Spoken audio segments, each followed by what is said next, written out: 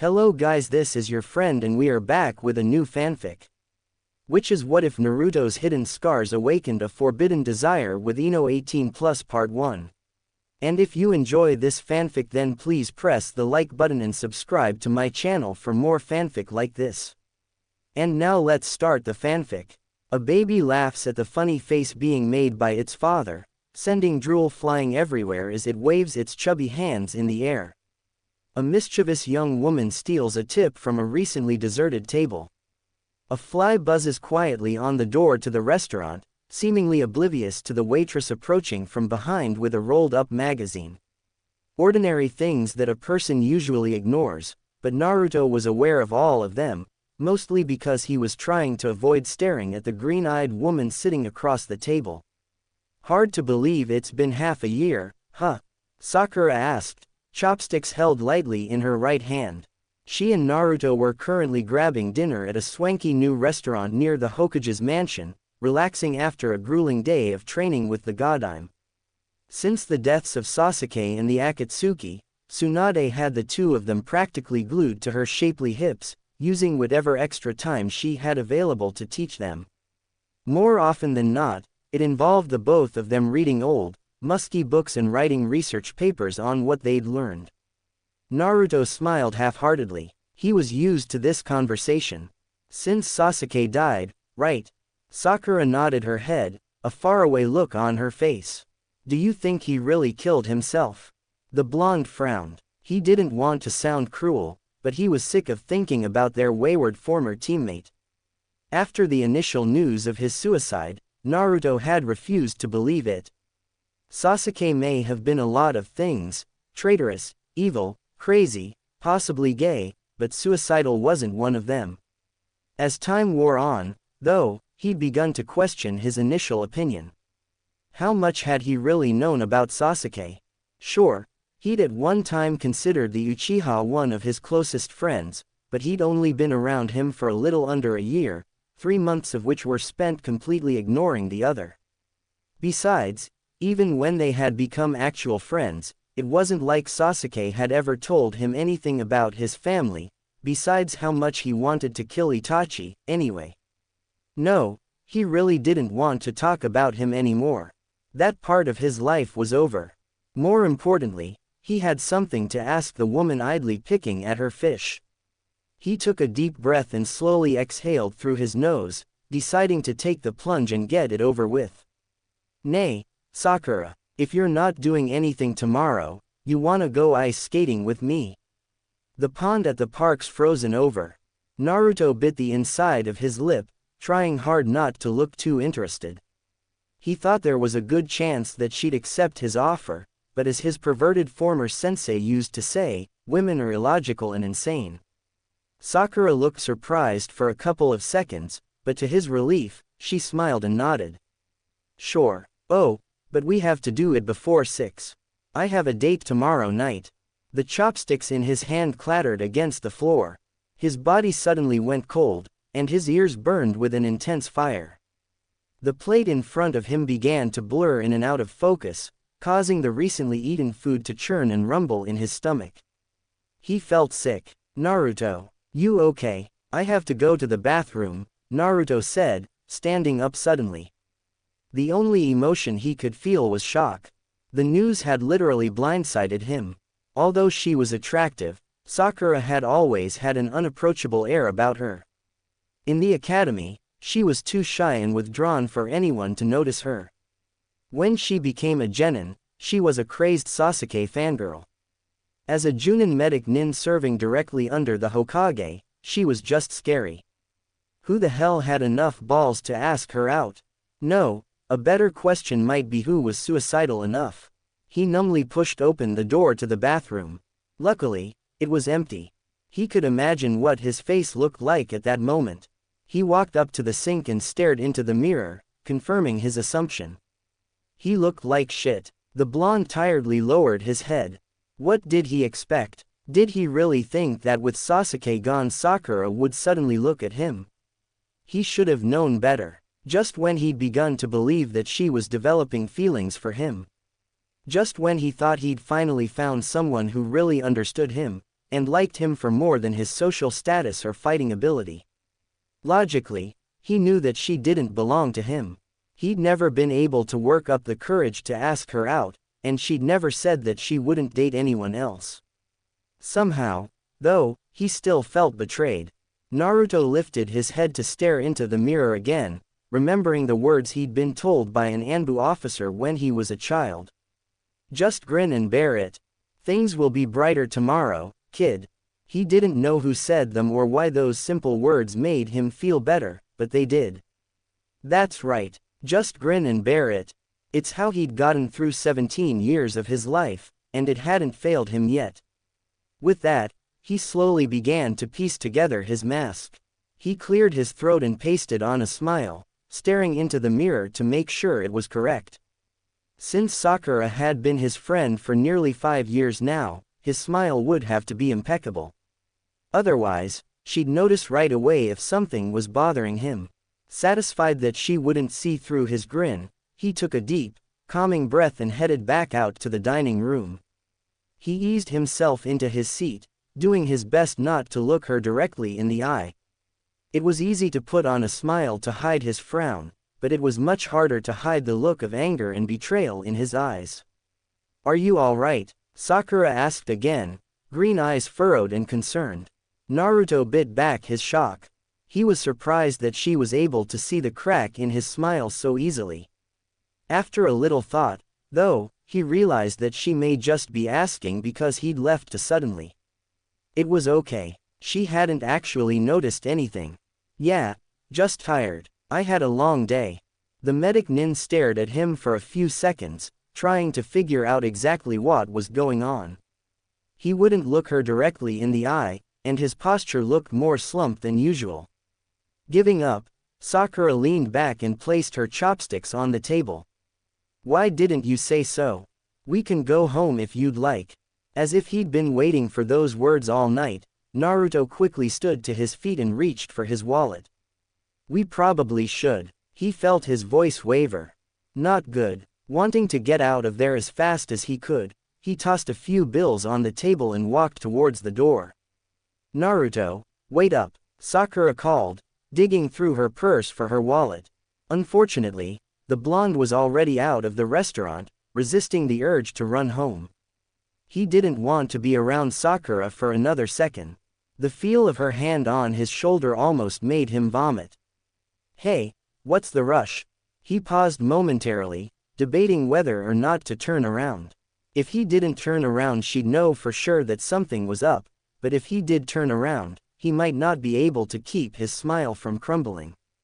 "I'm just really tired. I want to get some sleep," he said, cursing himself for stuttering. Feeling his fatigue, she allowed her hand slip from his shoulder. "Well, good night then, Naruto," she said, jade eyes still furrowed with concern. Unable to bring himself to answer, Naruto simply walked off towards his apartment, leaving a confused Sakura in his wake. Naruto trudged up the wooden stairs to his apartment, feet making a hollow thumping sound with each step. He wanted nothing more than to fall face first onto his bed and forget everything. Forget about stupid Sakura, forget about her stupid date, and while he was at it, forget about his stupid life. "It's about time you got here, Uzumaki." Naruto snapped his head up to see an angry young woman standing in front of his apartment, arms crossed and travel pack hanging from her shoulders. A black duffel bag sat at her feet, spiking his curiosity as to her intentions. Finally finding his voice, he deepened his frown and leveled his gaze on the woman. "What do you want, Ino?" The kunoichi averted her gaze, instantly putting her fellow blonde on edge. "That was never a good sign. Let me crash here for a couple of nights. You're the only one I know who has their own place, and my parents would never think to look for me here." He thought about it for all of 2 milliseconds. No. Shoving her out of the way, he jammed his key into the lock and opened the door. Just as he was about to close it behind him, Ino forced her foot in the doorway. "Why not? Sakura told me that you have 2 bedrooms in this place, so it's not like I'll be in your way." She noticed his face crumble at the mention of Sakura and instantly felt a little bad for him. He looked like a lost puppy who'd just been separated from his mother. "Hey, you alright? Go home. I'm not gonna take care of you." He kicked her foot out of the doorway and tried to close the door again, only to have Ino slide her torso halfway into his apartment. He was so shocked by her near-suicidal move that he paused for a second, giving her a chance to get one final word in. "Dinner," she said, looking him straight in the eyes. A little caught off guard by the word, Naruto raised his eyebrows. "What?" Seeing that she had his attention, she quickly continued. "I'll buy groceries and make you dinner every night for as long as I'm here." "Can you even cook?" Ino recoiled as if she'd been slapped, mouth opening in a shocked, "Oh. Are you serious? What makes you think that I can't cook?" Naruto frowned. "You don't seem like the useful type. Move it." Ino forced the door open and elbowed him out of the way. She looked around his apartment with disdain, mouth screwing up in obvious disappointment. "It's smaller than I thought. And dirty. I guess it's better than those cheap motels on the south side of the village, though. Your kitchen's at the end of the hall, right?" Without waiting for his answer, she skipped around the corner to the kitchen. Once there, she opened his refrigerator and stuck her head inside, only to find little more than a carton of milk and a few eggs. "This is all you have?" Naruto sighed loudly, feeling fatigue begin to claw at his body. After all he'd gone through that day, he didn't have the energy to argue with her. Letting the girl sleep in his place for the night wouldn't kill him. He closed the door and trudged down the hall towards his bedroom, loosening his clothing as he went. Noticing his departure, Ino pulled her head out of the refrigerator. "So, can I stay?" she yelled. "No." He slammed the bedroom door behind him and fell limply on his bed, just barely slipping out of his clothes. He faintly heard the front door open and close, signaling the girl's departure. It was a bit surprising that Ino had given up so easily, but judging by the look on her face when she'd first stepped into his apartment, she wasn't too keen on staying anyway.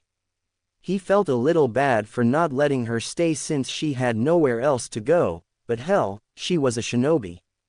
She could easily find a safe place to camp out in Konoha. Besides, the last thing he needed was a loudmouthed, spoiled princess hanging around when he was feeling so shitty. Putting the Yamanaka out of his mind, Naruto slowly shut his eyes, silently praying to Kami-sama that tomorrow would be brighter.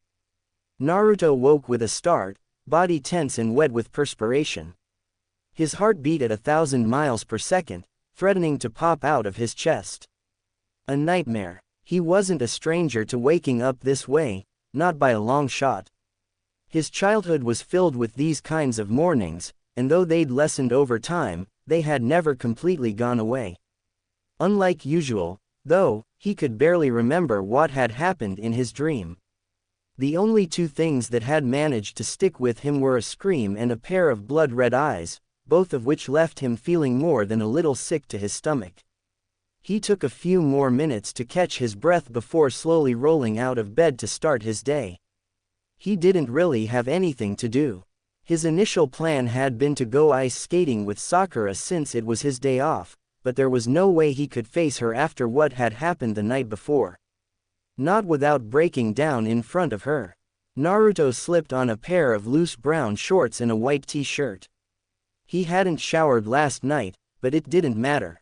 It wasn't like he was planning on leaving his apartment. Deciding that he'd better at least eat something, Naruto trudged into his kitchen to see what he could find. If he remembered correctly, he still had a few cups of ramen in the cupboard and a couple of eggs left in the fridge.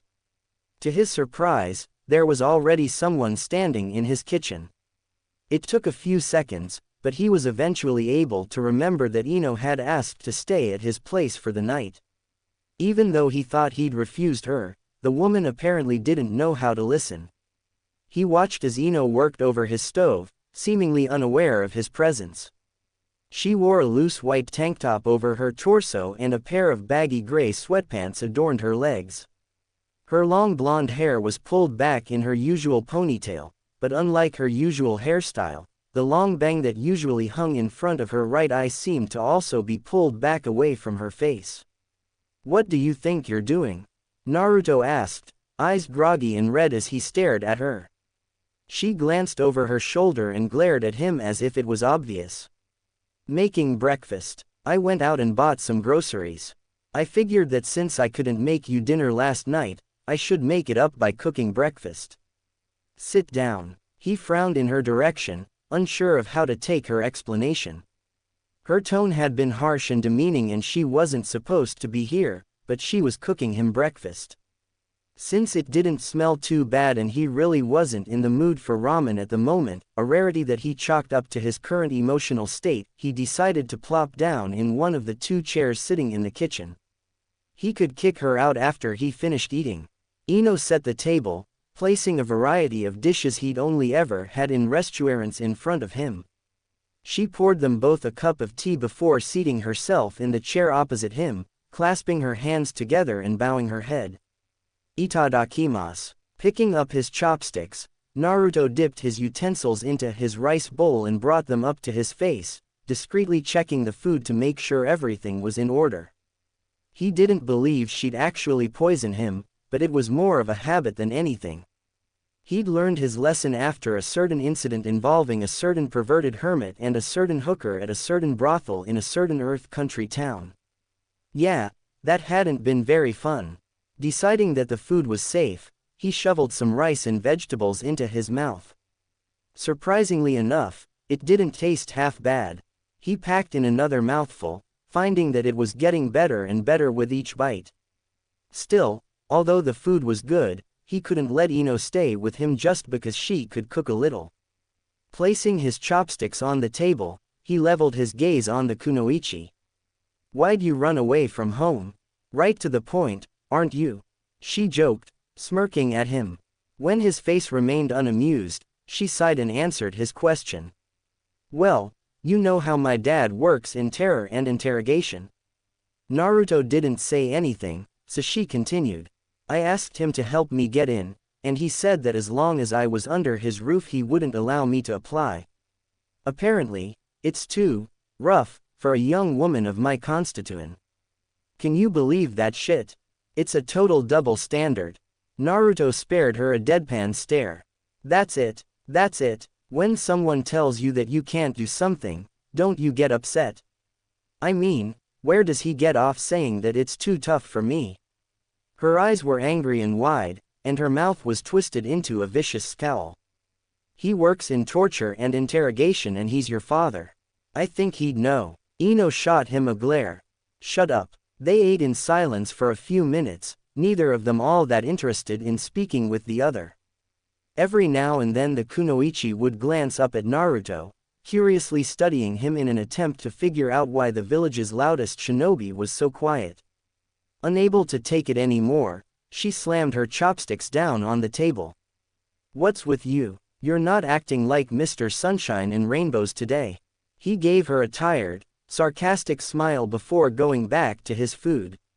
He wasn't terribly hungry, but he had to admit that the girl could cook. Damn, could she cook? It almost amazed him that a headstrong, annoying girl like Ino knew anything about housework, and it wasn't long before he was wolfing the rest of his meal down. Ino watched him eat with a knowing smile, more than a little pleased that he seemed to be enjoying himself. If the way to a man's heart was through his stomach, then she had a good chance of convincing him to put her up for more than the few days she'd initially suggested. She didn't know how long this cold war with her father would last, but she figured it'd be at least a couple of weeks before he finally caved. "Good?" she asked, trying as hard as she could not to sound smug. Naruto glared at her from over his cup of tea, finishing the drink before setting it back down on the table. It briefly occurred to him that this was the first time he'd seen her right eye since he'd left for his 3-year training trip with Jiraiya. It was okay. He stood from the table with his dishes, dropping them into the sink noisily. The woman bit back a laugh. He was so dishonest that it was almost cute. "I'm glad you liked it." He grunted a response and headed to the bathroom to wash up. Unfortunately, he wasn't quite prepared for the sight that met him. His sink was literally covered with different and strange-looking bottles, most of the in funny shapes he hadn't known existed until now. It smelled distinctly of wildflowers, a scent he actually didn't mind too much. The thing that did bother him was how comfortable she'd gotten in his apartment in only one night. If he didn't know any better, he'd say that she was planning on staying longer than the few days she'd asked for. He debated whether or not to confront her about it, but at the moment, he really didn't feel like dealing with it. He was still feeling depressed about Sakura's betrayal, and all he wanted to do was mope around his apartment until he felt better. Sure, it wasn't the most effective plan, but doing anything else seemed too troublesome. Maybe this was how Shikamaru used to feel before Asuma died. After brushing his teeth and washing his face, he dragged himself out to the living room and flopped down on his couch, letting loose a heavy sigh. "Seriously, what's up with you?" Ino asked from the kitchen. "I haven't seen you this upset since Jiraiya-sama." She quickly shut her mouth, noticing the way Naruto's face took on an even darker look. "It doesn't have anything to do with you." Undeterred, Ino pressed on. "Is it Tsunade-sama, Kakashi, Sasuke, Sakura?" When Naruto's face soured, she rolled her eyes. "Sakura? Huh, should have known. It's always about Sakura." She frowned in thought. What could Sakura have done to piss Naruto off so much? The only thing she could think of that would make him this upset is if Sakura went back to Sasuke after all that had happened. Since Sasuke was dead, it had to mean that he'd found about. "Ah, the date," Ino said, not realizing that she was speaking out loud. Naruto snapped his head around to stare at her, shock prevalent on his face. "You know about it? Sakura's like my best friend. Of course I know about it. Do you know who she's going on a date with?" The girl smirked inwardly. This was it. This was the exact situation she'd been waiting for. A situation that could give her leverage. "Well, I could tell you, but..." Not realizing that he was falling into her trap, Naruto leaned forward with wide eyes. "But what? In exchange you have to let me stay here for a week." Naruto blinked. A week, living with Ino. The thought alone sent shudders down his spine. She'd already conquered his bathroom. What else would she take over before she was satisfied? His kitchen, his living room. Still, the curiosity was killing him, and he usually only came home to eat and sleep anyway. It wasn't like he'd be running into her very often. Sighing in resignation, he glared at the bossy kunoichi.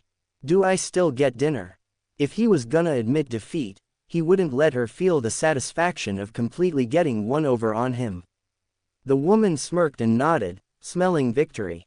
"Of course. Fine, but only a week. After that, you're gone. No exceptions." The woman rolled her eyes. I know. So." Ino's grin dropped slightly, and her face took on a mildly apologetic look. "She's going on a date with Sai." She furrowed her brows when Naruto's mouth dropped open. Perhaps telling him was a little more than he could handle. After a few silent seconds, the young man was finally able to find his voice again. "Sai, the Sai on our team. It surprised me too." Naruto's lip curled angrily, baring his fang teeth for Ino to see.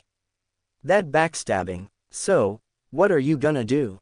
Find him and beat him up for going on a date with a single, available girl?" He felt his anger deflate slightly. She had a point. But this is different. He knows how I feel about Sakura-chan. If you felt that strongly about her, you would have asked her out already." Ino snorted when his face fell. He was starting to look pathetic. However, she really didn't want to stay with a guy who moped around about one stupid girl. Sighing loudly, she crossed her arms in her hip. "Look, it's just a date. I've been on 2 dates with the guy, and trust me, he doesn't have much to offer besides a pretty face." "What, and you didn't marry him?" Naruto bitterly asked. Ino frowned. "Despite what you may think about me, looks aren't the only thing I look for in a guy. They have to have ambition, a personality, and treat me like I'm the only girl in their world. Settling for less isn't an option. So you want to be a princess?" I'm trying to cheer you up and you're throwing it back in my face. No one asked you to cheer me up. Ino bit her lip harder than she ever had in her life. Every bone in her body was screaming for her to rip into him, demeaning and insulting him until there was nothing left of his small, pathetic ego. However, since she was living in his apartment for the time being and had no other friends to stay with, she decided to simply turn around and walk away before she said or did something she'd regret. Naruto watched her leave with a sigh. She just happened to choose the worst possible time to show up at his doorstep. He didn't feel particularly bad about snapping at her. It was her fault for poking her nose where it didn't belong, and if it kept her out of his business, and if he was lucky, apartment, then he was alright with playing the bad guy. Out of the corner of his eye he saw Ino, fully dressed in her usual shinobi garb, leave the apartment. She didn't bother to even glance his way, something that suited him fine. He leaned back on the couch and sighed again. Now he had to figure out what to do about Sakura. Solitary confinement, the breaking point, the effects of sensory deprivation. Ino, what is all of this? Sakura asked, staring down at the books Ino was steadily piling up in her arms. The blonde let loose a short breath of annoyance, already seeing where this conversation was going. The two of them were currently in the Konoha library, perusing stacks upon stacks of seemingly endless amounts of books. Each of the Junin already had an armful of material, and the Yamanaka showed no signs of slowing down. I'm going to apply for employment within the Terror and Interrogation Department, Ino mumbled. Eyes instantly lighting up, Sakura nudged her friend in the shoulder with a grin. Your dad approved. Ino, that's awesome. When Ino averted her gaze, Sakura's excitement dropped. Your dad didn't approve. The blonde grabbed another book from the shelf and huffed. He can't control my life. You're still living at home, so technically, he can, Sakura said, raising an eyebrow. For the second time Ino avoided the medic nin's eyes, instantly worrying her friend. You're still living at home, aren't you? When she didn't answer, Sakura put her books down on a table and crossed her arms in front of her. Ino, where are you staying? Exasperated, Ino also set her books down. Would you stop trying to pry into every detail of my life? Sakura wisely backed away, staring at her friend with concern. It was normal for Ino to be bitchy, but she was quickly moving into the realm of actual anger. Are you okay? The blonde sighed and rubbed her forehead with her palm, forcing herself to calm down lest she do something she regret. Even though Sakura was being annoying, it was only because she cared. I'm just stressed. Obviously. Ino shot Sakura a playful glare before seating herself at the table and reaching for a book. She'd initially planned to hop into the minds of some of the lower-level employees in the Terror and Interrogation Department to get an idea of what was on the test, but after her falling out with her father, she decided to show both him and herself that she could do it on her own without help from her clan's abilities. She'd gathered the books based on the information she'd managed to glean from her father over the years. From what she could tell, the most important thing about working in interrogation was knowing how to deal with each individual criminal. It relied on her being able to find and exploit a person's weak point within hours, a skill that took years to perfect. Not that she was actually expecting to be allowed to interrogate prisoners right away. She'd probably be relegated to desk duty or something for a few years, and after that, they'd make her a prison guard. If she was lucky, she'd be able to get to the good stuff at the 5-year mark. For nearly half an hour, Ino read over the books she'd picked out, every now and then pausing to write down the points that she felt were most important. Eventually her mind began to wander, and before long, she found herself thinking about Naruto. She was still a little pissed at him for taking his anger out on her, but she could sort of understand his pain. Sai had stolen Sakura out from under him, and despite what she'd told him the day before, she had to admit that it was an incredibly bitch move. It annoyed her, but she was getting less and less upset with Naruto. Remembering his sullen face, she winced and raised her eyes to look at Sakura. So, just out of curiosity, Why did you agree to go out with Sai? She asked, trying not to sound too interested.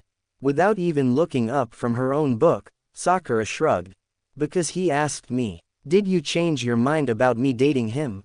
I'll cancel if it bugs you. No, it's not that. I'm just curious. You're his teammate. You know better than anyone what he's like. Sakura shrugged her shoulders again. I know, but it's only fair that I give the guy a chance. Who knows? He might have this whole other, deeper side to him. They stared at each for a few seconds before simultaneously bursting into laughter. Sakura was the first to get a grip on herself, and wiping the tears from the corners of her eyes, she continued. But seriously, he offered to pay and it was a free meal. Are you sure you're all right with it? Ino nodded and smirked. She didn't particularly know why, but she was relieved to hear that Sakura didn't feel anything for Sai. Positive. Now, help me study. Slipping on a huge t-shirt and tying her hair up into a loose ponytail, Ino sighed in dismay as she looked around her large room. Naruto's guest bedroom was dead empty save for a few of his books and scrolls that she'd thrown into the closet. There was no dresser, no mirror, no bed, nothing.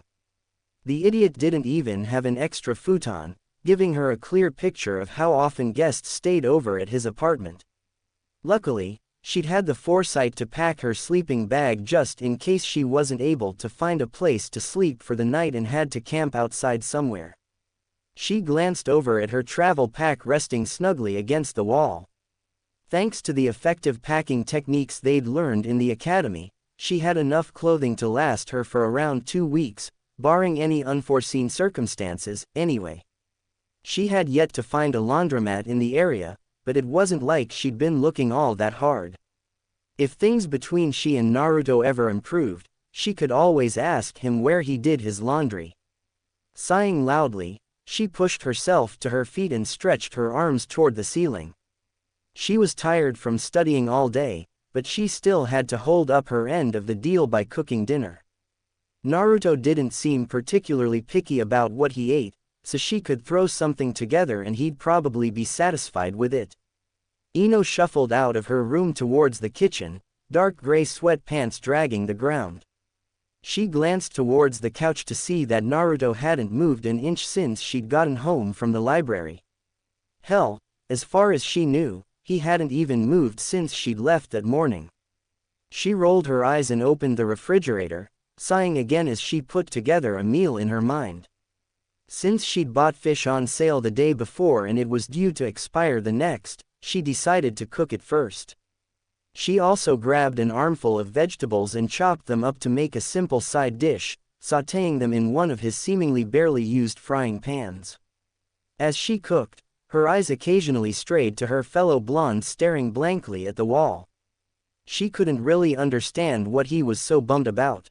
Sure, the girl he liked was going on a date with another guy, but it wasn't like they were getting married or anything. Over 80% of all relationships were destined to fail, and since the guy she was dating was Sai, that percentage jumped to 99%. If it was anything like her own dates with him, Sakura probably wouldn't even get through the first 10 minutes before sending the black-haired boy through a wall. Ino shook her head, exasperated with herself for even caring. She had enough problems of her own without worrying about Naruto's. She turned off the stove and poured the soup into a couple of bowls. It was only a simple meal of rice, miso soup, sautéed fish, and vegetables, but it was probably more than enough to make him happy. You can eat, Ino called from his table, already seated. She gave him a few seconds, but when he didn't move, she frowned and narrowed her eyes. Uzumaki, come eat, now. He looked over and gave her a look that clearly said, seriously. Not budging, she pointed to his seat and deepened her glare. They held a fierce staring contest for a few seconds, neither willing to back down. Unfortunately, Naruto's stomach chose that exact moment to growl loudly, pretty much costing him the battle. He grudgingly stood to his feet and walked over to his seat, ignoring the triumphant smirk Ino was sending his way. After plopping down in his chair, he grabbed his chopsticks and began to eat, not bothering to say grace or even thank her for the food. As soon as Naruto placed a piece of the fish into his mouth, his taste buds exploded with flavor. The meal hadn't looked like much at first glance, but just like the night before, Ino had managed to make something that actually tasted good. The surprise must have shown on his face because the woman sitting across from him leaned forward with a knowing grin. Good. Naruto scowled and looked away, annoyed that he'd allowed her to read him so easily. Why do you keep asking that? Shouldn't you know if the food you cooked is edible? He grumbled. It boosts my ego and assures me that my taste buds haven't gone to shit. When Naruto smirked, she gasped exaggeratedly and widened her eyes. What's this? Mr. Mopey finally cracked a smile. She teased, adjusting her voice to sound as if she were a kindergarten teacher conversing with a student. Shut up. Despite his harsh words, both his face and tone betrayed his true feelings. It was obvious that his mood had improved since that morning, and it further proved her mother's theory that all men needed to be happy was good food and, unfortunately for Naruto, all he'd ever be able to get is the good food part. A low mumble snapped her out of her thoughts, and she glanced up to see Naruto staring down into his bowl of soup. What? She asked, curiously tilting her head. Naruto shifted uncomfortably, refusing to look her in the eyes. Sorry. Ino, pleasantly surprised that he'd had the decency to apologize, smiled and shook her head. It's okay. What are you doing? Naruto asked, yawning as he scratched at his unruly blonde hair. Ino was lying back on his couch in a pair of shorts and a t-shirt, bare legs propped up on a huge pile of books. Her face was screwed up in concentration as she read, light blue eyes narrowed into determined slits. Unwittingly, his eyes traced the smooth contours of her thighs before quickly darting back up to her face. Studying. For what? To apply for the torture and interrogation department. I have to score at least an 80 to even try out. Ouch, Naruto mumbled, visibly wincing. You're telling me. Breakfast is on the table if you want it, she said, waving towards his small dining room. Naruto glanced over to see that there were a few dishes littering his table, a sheet of plastic wrap draped over them to presumably keep any bugs or dust from getting in the food. Breakfast? I thought the deal was just for dinner. Ino shrugged her shoulders. Don't get used to it or anything. My mom usually cooks at home, so I wanted to use this chance to work on my cooking skills a bit. Think of yourself as my guinea pig. In truth, she'd actually been pleased that her cooking had managed to cheer him up. It wasn't often that she was appreciated for, well, anything, and it was a surprisingly good feeling. Wanting to feel more of it, she had woken up half an hour early just so that she'd have a little time to throw something together for him. Thanks. For the first time since they'd begun speaking, Ino dropped her book to her lap to shoot him a shocked expression. What? Thanks. I guess you're feeling better about Sakura. Naruto's face noticeably darkened. I was. Sighing for what felt like the millionth time that week, Ino rolled her eyes. It was seriously just a date, Uzumaki. I talked to Sakura yesterday, and she saw it as more of a free meal than anything. Really? Like I said, I've dated the guy. Even you have more to offer personality-wise than he does. Naruto scowled. Hey. Ino ducked behind her book, hiding her smile from view. Just as quickly, she wiped the smile from her face completely. What the hell was she acting coy for? Besides the bone-chilling fact that it was Naruto, the idiot probably wouldn't even realize what she was doing. Shaking her head, she chalked it up to habit and returned to her book, fully intending to block her fellow Junin out of her mind. Unfortunately, she was only able to get 10 or so minutes of silence before he spoke again. I wonder how her date went. Groaning, Ino slammed her book down into her lap. You're seriously way too obsessed with forehead, you know that. Despite herself, she felt a wry smirk appear on her face. But, it's kind of sweet how fixated you are on her. In a creepy, overbearing kind of way. Naruto paused momentarily, seemingly thinking her statement over. After a couple of seconds, he narrowed his piercing blue and leaned forward. Are you insulting or complimenting me? Both. Good to know. He stood from the table and put his dishes in the sink. I have to meet with Ba-chan today, and probably won't be back until late. Lock the door if you leave. Without sparing him another glance from over her book, Ino lifted a hand and threw him a half-hearted salute. Roger that. Say that again. Standing in the office of the Godime Hokage, Naruto was flabbergasted. He had initially assumed that she just wanted him to run errands or something, but unfortunately, it turned out to be more than that. Much more. Hoping he'd misheard her, he eagerly awaited her reply. I want you to take the application test for the torture and interrogation department next week, Tsunade repeated, glaring at him from over her threaded fingers. What? Why do I have to take it too? Tsunade furrowed her brows. Whoops. Ino had wanted to keep that a secret. If Tsunade knew about Ino's dad refusing to allow her to take the exam, she may also try to get in her way. Even worse, the Hokage might start asking questions about how he was involved with the Yamanaka, and that could lead to a very unpleasant situation. I'm not interested in torture or interrogation at all, though, Naruto yelled, quickly circumnavigating her question. The Godime frowned. The more you understand about Konoha's internal affairs, the better prepared you'll be if you somehow manage to become the Hokage. I also want you to get a legitimate score. You don't have to pass it, but I expect you to get at least a 70. Naruto's jaw dropped. A 70? That was only 10 points lower than the score needed to pass. Even worse, he'd never been good at tests. The Chunin exams were a tremendous reminder of this.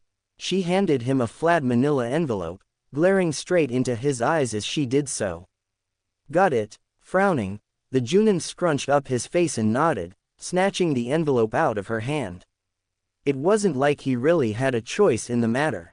Fine. Good. Now get out of my sight. He stuck his tongue out at her and turned on his heel, annoyed that she was making him do something so unreasonable.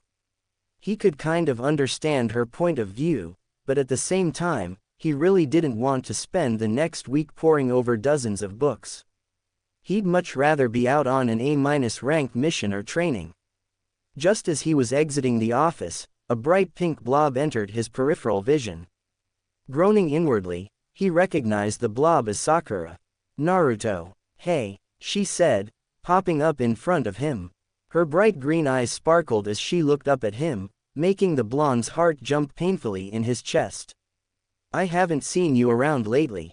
Is everything alright? Yeah, everything's fine, Naruto said, smile wide and eyes closed into slits. Sakura frowned and tilted her head.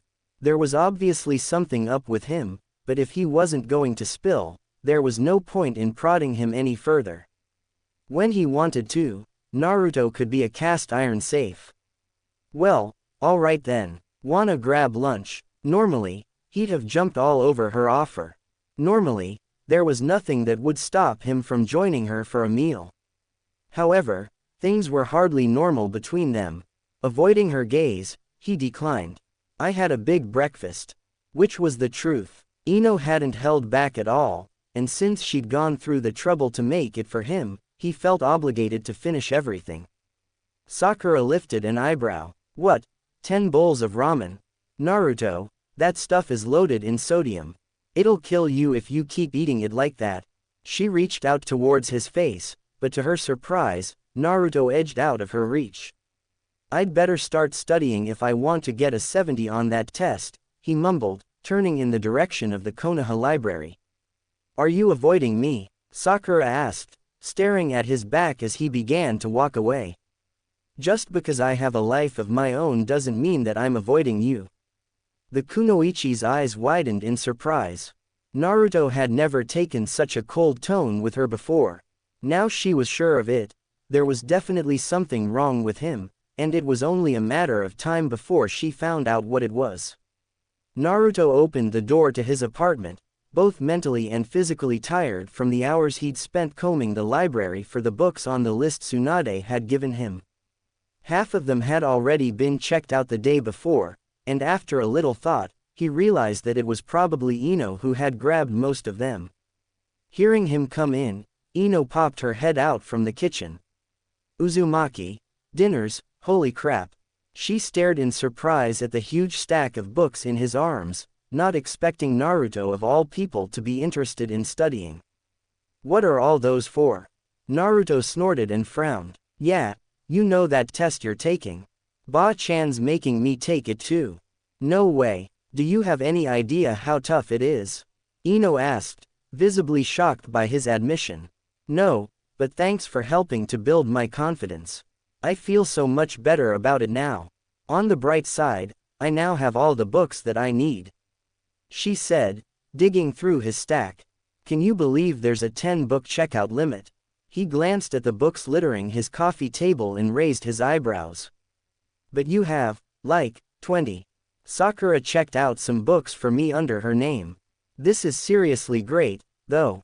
We can study together. Naruto rolled his eyes. Woohoo. Ino stopped looking through his books to glare up at him. You're a real downer, you know that.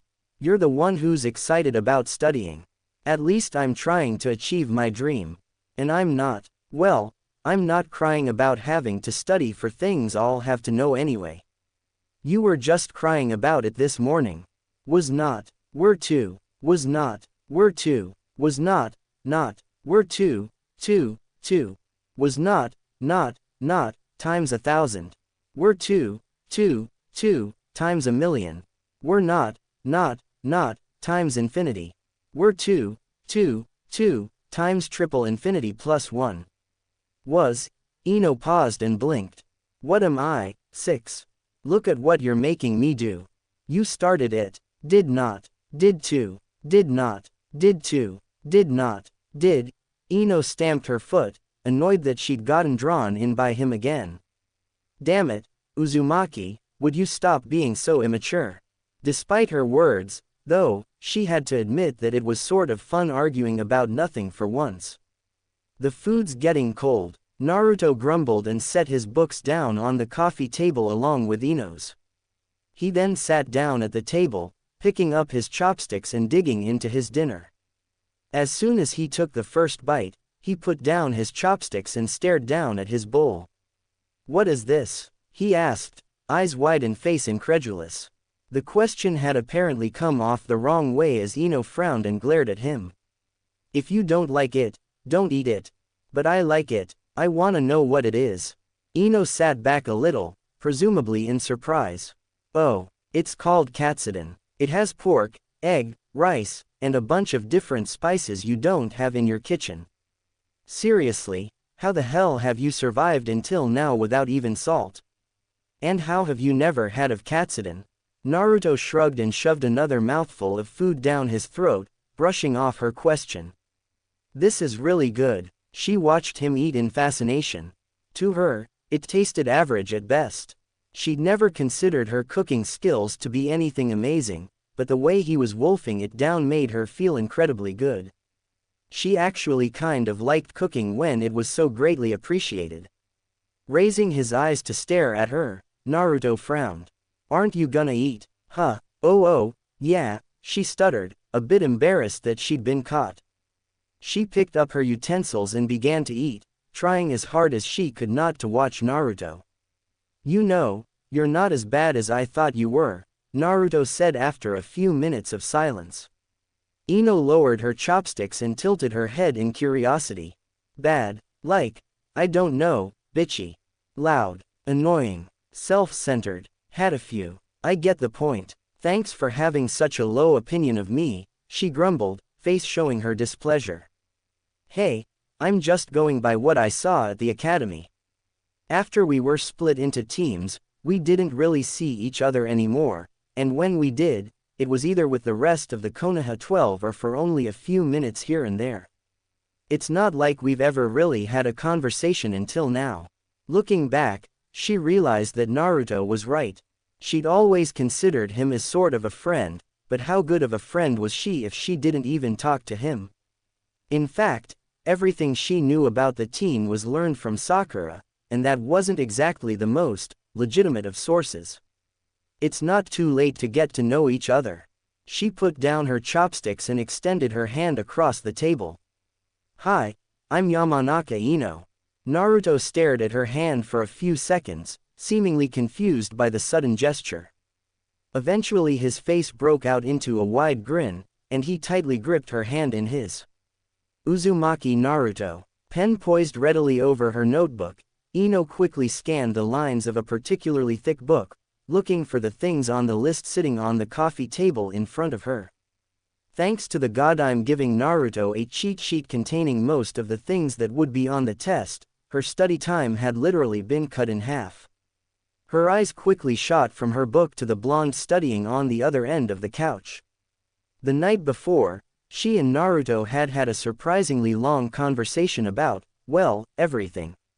People they knew, missions they'd been on, dreams, nightmares, everything. The two of them had talked well into the early hours of the morning, and the only reason it ended when it did was because Naruto's words had begun to slur and run together. Apparently 3 in the morning was his cutoff point, and it was amusing to watch his chin fall into his chest every few seconds as he tried to stay awake. There had been almost no awkward silences. When one of them stopped talking, the other would jump in immediately with an opinion or story of their own, keeping things going at a frantic, feverish pace. She idly rubbed at her jaw, a bit surprised that it was actually sore from talking so much. She could gab with the best of them, and this was the first time she could remember this ever happening. Her eyes wandered to the clock on the wall, and eyes widening, she realized that it was 2:45. Oh, shit, she yelled, hopping to her feet. Concerned, Naruto snapped his head up to stare at her. What? I'm supposed to meet Sakura at 3. She said it was important.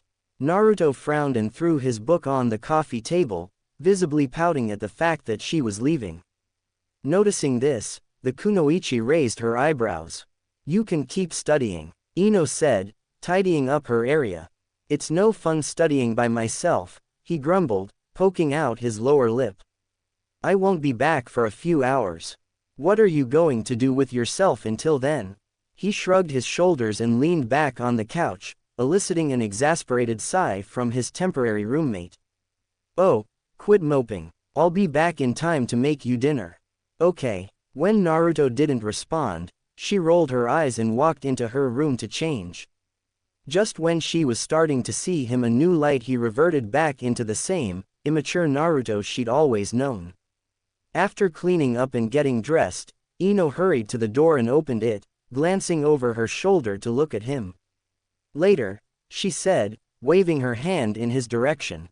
Predictably, Naruto didn't say anything, preferring to simply stare blankly at the wall. Rolling her eyes one last time, Ino walked through the door and closed it behind her, leaving him to stew in his own irrational anger. Sai asked me to be his girlfriend. Ino choked on her tea, nearly spurting the warm liquid all over the table. She and Sakura were currently sitting near the window in the same new cafe they'd been in earlier that week, enjoying a cup of black tea and a plate of cookies. Or, at least they had been enjoying them until the Hokage's apprentice dropped the bombshell of all bombshells. What? That Sai wants you to be his girlfriend? What did you say? Sakura shrugged her shoulders. Well, we had fun on the date, so. I agreed. The blonde stared at her friend in complete and utter shock. But, he's Sai, the one who called you an ugly bitch. Remember that? Oh, come on, Ino. That was like 2 years ago. He wasn't used to human contact back then. Maybe so, but, sensing that there was a bigger reason behind Ino's reluctance to accept their relationship, Sakura went on the offensive. Why are you so against this, anyway? Are you sure you don't still have feelings for him? Shocked by the accusation, Ino quickly opened her mouth to defend herself. It's not me, but Naru, shit. She'd almost given up Naruto's secret. Not that it was much of a secret to everyone else but Sakura, apparently. What? Her friend pressed, leaning forward as if she smelled blood. I just think that you need to put a little more thought into this. Sai is not good for you. I don't know why he's taken such a sudden interest in you, but you will regret this decision. Sakura leaned back and frowned, crossing her arms indignantly. Just drop it. I thought you'd be a little happier for me, but I guess I was wrong. Ino sighed and tiredly placed her palm against her forehead. Sakura. She honestly couldn't understand her friend's thought process. There was no possible way that she didn't know about Naruto's crush on her, and for her to completely ignore his feelings was just, well, low. Especially given their history together. Still, it wasn't her problem, and there was no sense getting Sakura upset when it didn't even concern herself. Whatever, you're right, let's just drop it. From there the conversation fell into the usual gossip about who was screwing who, but all Ino could think about was the boy sitting at home alone, oblivious to the news she would impart on him later that evening. Slowly opening the door, Ino hoped against hope that Naruto had somehow gotten tired and decided to go to bed a few hours early. Unsurprisingly, he hadn't. You're back. What did Sakura want? How did her date with Sai go?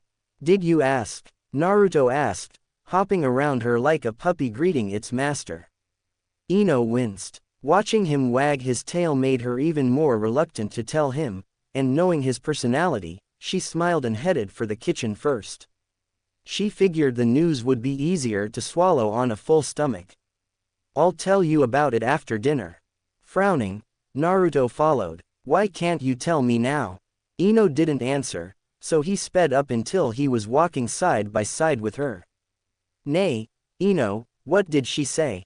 Again she ignored him, and again he sped up until he was standing directly in front of her, backtracking as they walked into the kitchen. Ino, why are you? Annoyed, Ino turned her head to glare at him. Fine, you really want to know. Sakura and Sai are going out. For a few seconds, Naruto didn't move. His face was oddly devoid of any emotion, scaring her a little. Normally, this was the point where a person snapped. She'd seen it happen at least half a dozen times on missions, and while she was almost certain that he wouldn't do anything stupid, one could never be sure when it came to a shinobi. Swallowing roughly, she pasted on a grin. So, what do you want for dinner? You can name anything you want, but I can't guarantee its taste if it's something I've never made before. His face finally changing, the young man frowned and turned his head away. No thanks, I'm not that hungry. Ino sighed loudly. Come on, Naruto, it's not the end of the world, she said, reaching her hand out in an attempt to comfort him. He backed away from her and glared down at his feet. Forget it, I don't care anymore. Naruto, I said forget it. A tense silence followed his outburst, both of them equally shocked by his tone. Gritting his teeth, Naruto stalked off towards his room, slamming the door behind him. Ino frowned. She'd tried to be nice. She'd tried to hold back her temper. However, his passive-aggressive bullshit attitude was really starting to piss her off. Being yelled at and disrespected were two of the few things that she didn't tolerate, and the only reason he was still breathing was because she knew exactly what he was feeling at the moment.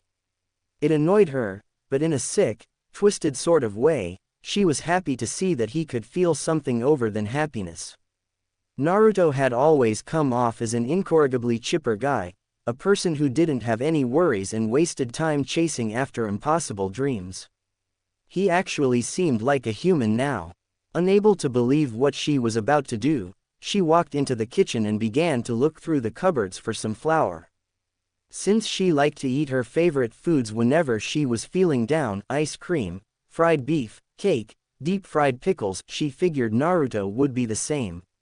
She'd never tried making ramen from scratch before, but hopefully, the gesture alone would be enough to cheer him up.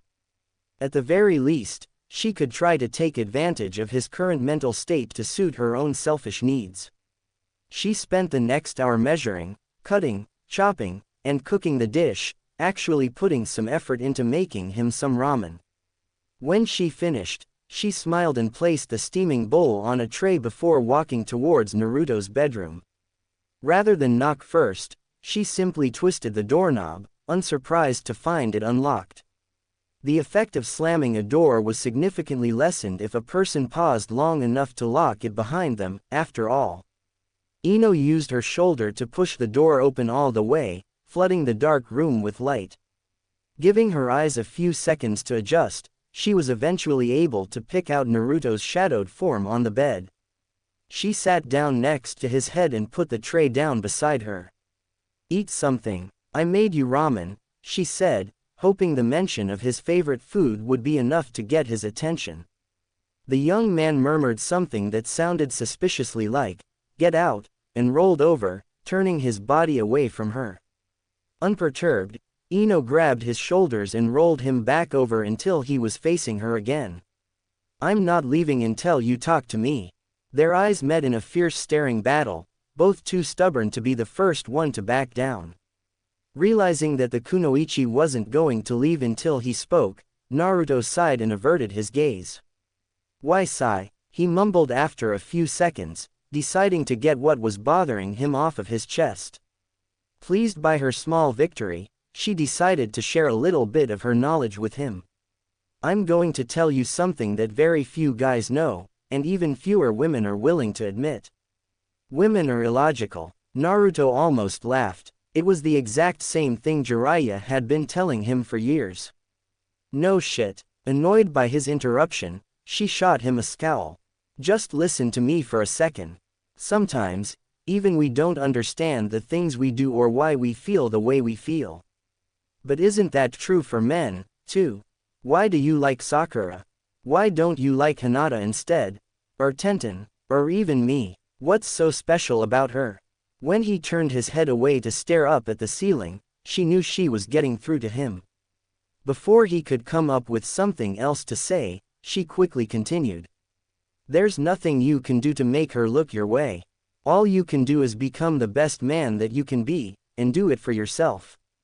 If it's meant to be, she'll turn around and see you. If it's not, she won't. That's how life is. And remember, I used to chase after Sasuke, so I know what I'm talking about." She let her words soak in for a few seconds, carefully watching his face for any sign of change. This was the turning point. Either he would listen to her and cheer the up, or he would completely disregard her argument and continue to mope. "I'm hungry." Happy that she'd gotten through to him, Ino smiled and placed the tray on his lap as he sat up, removing the lid of the bowl for him so that he could eat. She watched him slurp down a few mouthfuls of noodles, eagerly studying him for his reaction. Sure, she could make katsudon or grilled fish and he'd like it since he'd probably never eaten that much of it, but this was ramen. If there was one thing Naruto knew about, it was ramen. It's pretty good. Not as good as Ichiraku's, but pretty good. Relief flooded through her. In truth, it had only been her second time making ramen, and the first time, her mother had been there to make sure she didn't mess anything up. Still, she couldn't let him know that. "Of course it is. You think you'd learn by now that there's nothing I'm not good at." Naruto lifted his head and shot her a wide smile. "Thanks, Ino." Staring into his happy, cerulean blue eyes, Ino felt her chest tighten. The feeling wasn't new to her, but for her to feel it while looking at Naruto didn't make any sense. She shook her head and pushed it to the back of her mind. "So, I guess this would be a bad time to ask if I can stay another week." Despite all she'd said a few days ago, Naruto was still moping around the house. It wasn't blatant, but he still refused to go outside unless absolutely necessary, preferring to stay inside and study. Not that she minded. In fact, she liked having him around as a study buddy, if only because watching him concentrate helped to keep herself focused. The only complaint she had was the fact that he insisted on sighing every few minutes. Unable to take it any longer, she slammed her book shut and looked up at him. "Naruto, if you're still upset about Sakura and Sai." Before she could finish, Naruto hopped to his feet and stretched his arms towards the ceiling. "I'm hungry. You want some ramen?" Ino rolled her eyes. He wasn't even trying to be subtle about the fact that he didn't want to talk about it. "Yeah, I'll take a cup. Shrimp if you have it. The test is in 5 days. You feel ready?" Naruto asked, grabbing a couple of ramen cups from the cupboard and putting the kettle on the stove. The kunoichi nodded her head, a small grin appearing on her face. Thanks to the study guide from the Godime, I might even be able to get 100 on it. Do you think I'll get in trouble if she finds out? I mean, I kind of have an unfair advantage over everyone else taking this test. It's only alright for you since you're not actually trying to join the department. Nah, Ba-chan knows you're capable of passing on your own. Besides, it's not like we had the answer key or anything. We still had to study our asses off to be ready for this test. I mean, most people have probably been preparing for months to take this thing. I guess you're right, she murmured, feeling a little bit better about it. He seemed to have that effect on people. Have you spoken to your parents? Trying to get rid of me? She asked, smirking in his direction. Shortly afterwards, Ino's face soured. I talked to my mom a couple of days ago. Apparently, she's been looking everywhere for me, and she demanded to know where I was staying. You didn't tell her, did you? Naruto asked, face taking on a nervous frown. Of course not. What would I say? Oh, don't worry mom, I'm living with this young, cute guy you know almost nothing about. Cute? Naruto asked, lifting an eyebrow. Ino tilted her head and looked him over. Well, you're sort of cute in your own way, but I'm just exaggerating to illustrate my point. It wouldn't go over too well if I told her truth. The whistling from the teapot interrupted their conversation, and Naruto quickly turned away to remove it from the stove. He poured the water into the 2 styrofoam cups and set them on the counter between them, glancing at the clock on the wall so that he'd know exactly when the 3 minutes it took to cook ramen were up. Looking back at Ino, he continued their conversation. If your dad really wanted to find you, he could. The Yamanaka rolled her eyes. I'm aware of that. Why hasn't he come looking for you yet? It's been almost a week since you've been staying here. She shrugged her shoulders. That's how he is. Even if he's worried sick, he's way too stubborn to give in and come looking for me.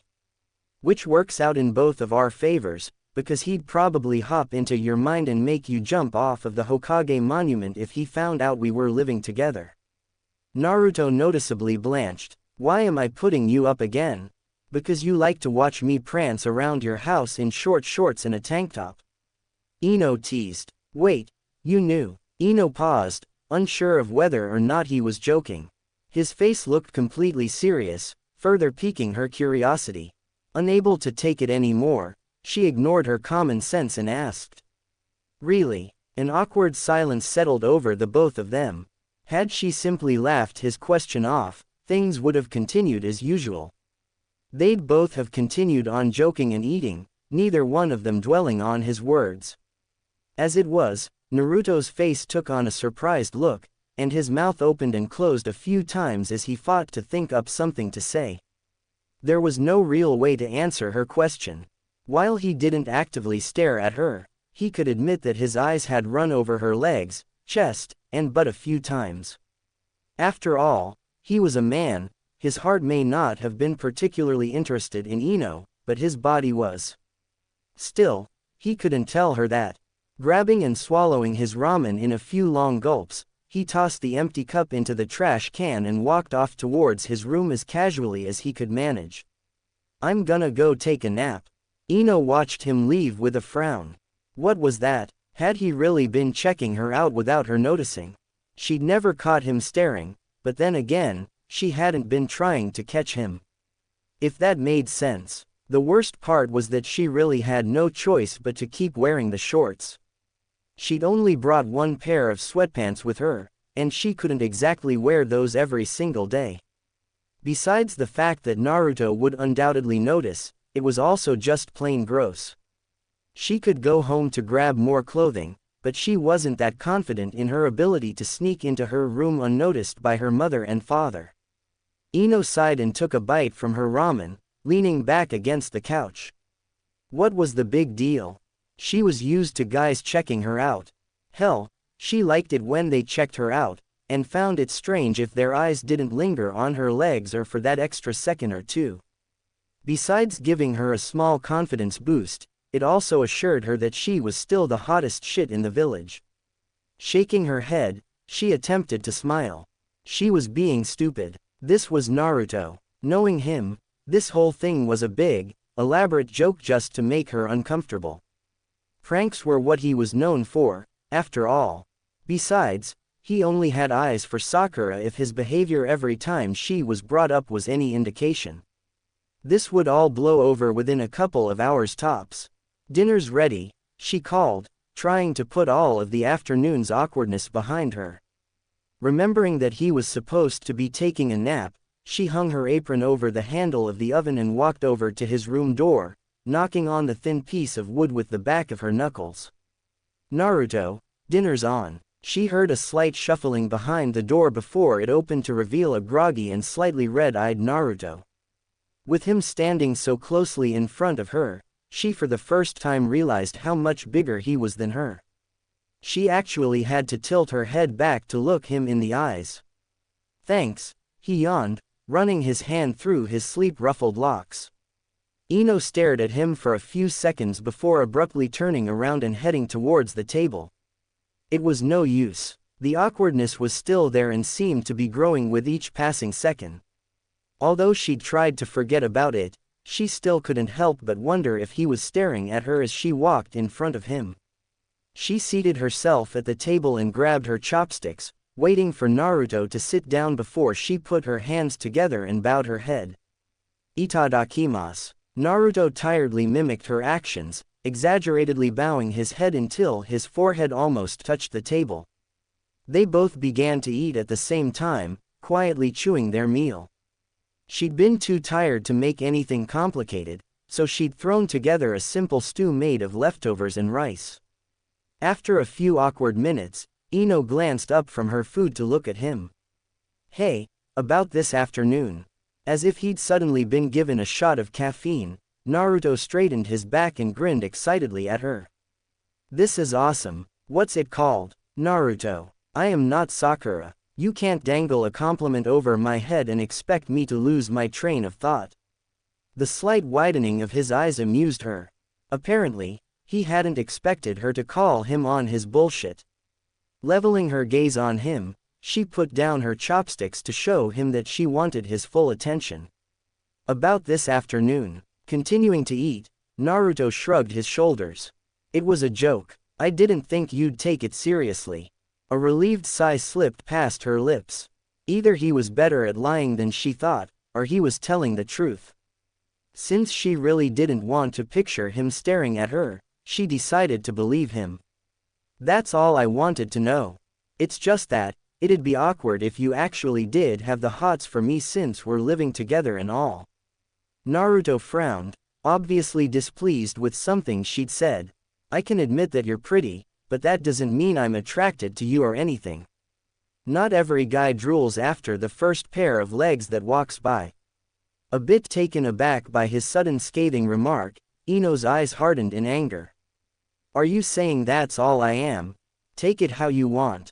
Normally, his words and attitude wouldn't have affected her. It wasn't the first time someone had tried to pass her off as a mindless slut due to the clothing she wore, and while she wasn't happy about it, she was certain that it wouldn't be the last. However, coming from Naruto, the words seemed to rip a gaping hole in her chest, probably because he was supposed to be her friend. She usually had impeccable self-control over her emotions, but it was all she could do to keep her eyes from moistening and her lips from trembling. So, glaring him straight in the eyes, she uttered one simple phrase. "You." Ino abruptly stood from the table and turned around, heading towards her bedroom before she fully lost her composure. She didn't get it, just when they were getting along. Just when they'd found some common ground. It was always one step forward and two steps back with him. Of course, he wasn't the only one to blame. The two of them both had aggressive, belligerent attitudes, and it was inevitable that they'd clash viciously and frequently. However, she never in her wildest dreams imagined that they'd fight over something so pointless. "Thanks for the food," Naruto mumbled to her closed door, standing to put both of their dishes in the sink. Although she heard him through the door, Ino refused to reply. As soon as she passed the test she was out of there, and there was nothing anyone could do nor say to make her stay with that pompous asshole. Ignoring the hollow ache in her heart, Ino burrowed herself into her sleeping bag, hoping her dreams at least would keep her from thinking of Naruto. She and Naruto weren't actively fighting, but there had been an obvious tension between the two of them for the past 4 days. Unless it was absolutely necessary, they didn't speak. She still made him dinner as per her agreement, but much to her chagrin, he had stopped complimenting her and made sure to eat with as stony of a face as he could manage. They didn't even study in the same room anymore, as Naruto would simply take some books and retreat to his own bedroom. Strangely, though, popping noises and smoke would seep from the edges of his closed door, making her curious as to exactly what kind of studying he was doing. Ino sighed and rubbed at her forehead.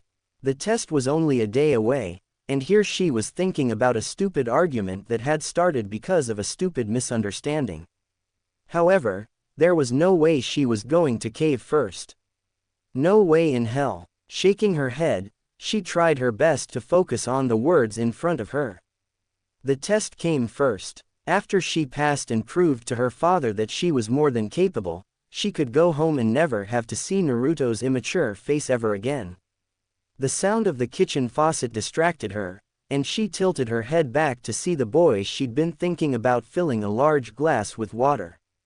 His eyes stayed focused on the running water, and it was obvious that he was doing his best not to look up at her. Which suited her just fine. He was just a distraction, and would probably hurt her chances more than he would help them. Still, despite her thoughts, she found herself watching him anyway. Naruto was a mystery. It killed her to admit it, but she wanted to know more about him. Even though they'd had an amazing talk before this whole ordeal started, he hadn't really offered anything about himself or his past. What happened to his parents? Did he know who they were? Where did he live before he moved out on his own?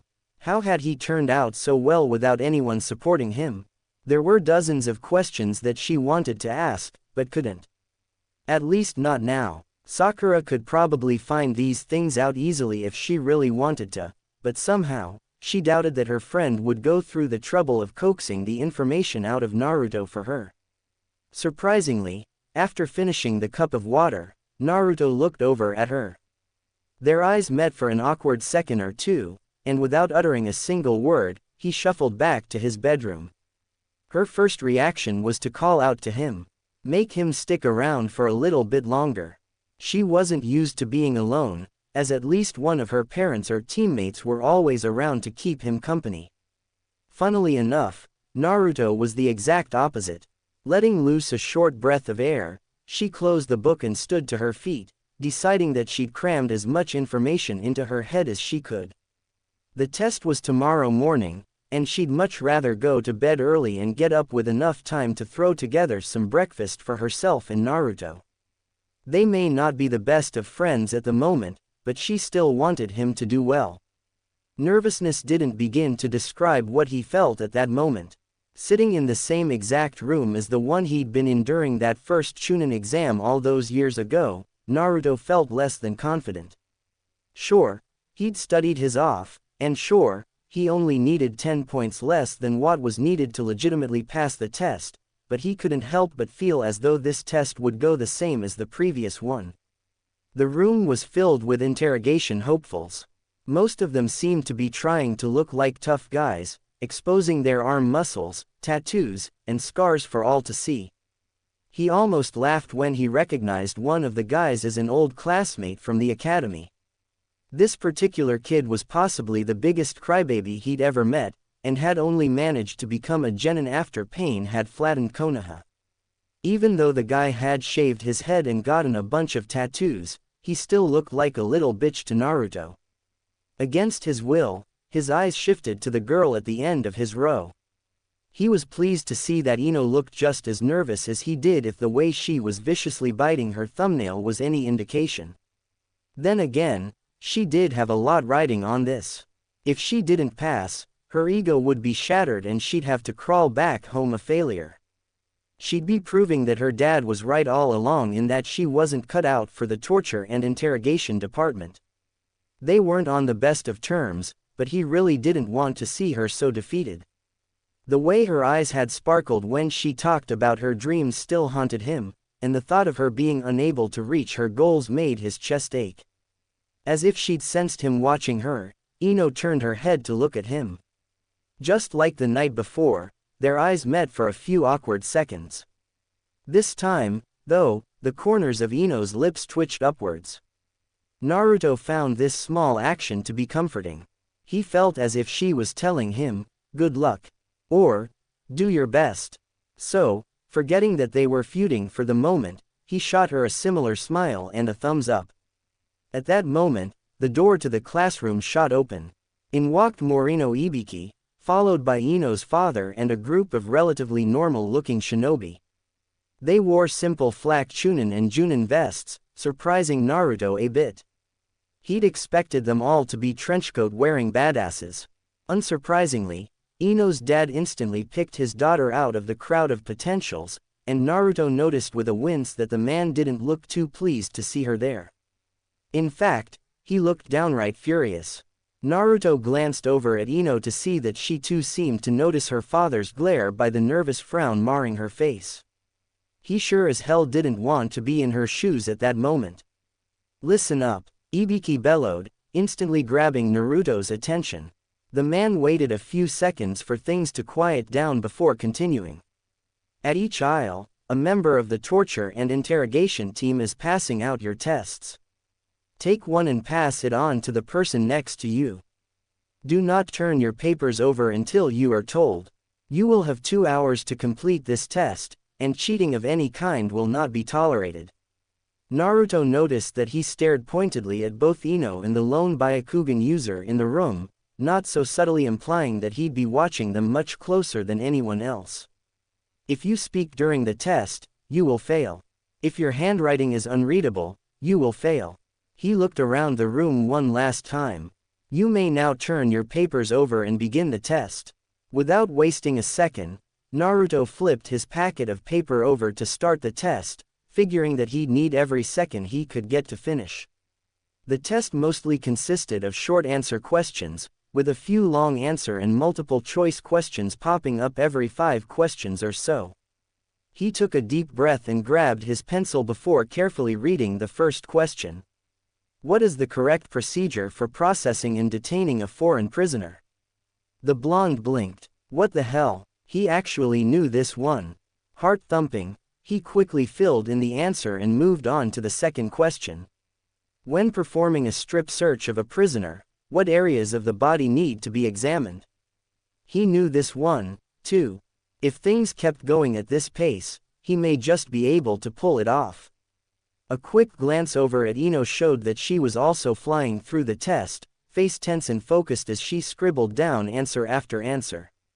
Every now and then she would flip her hair over her shoulder and sigh, and he noticed that she had a nervous habit of chewing on the eraser of her pencil.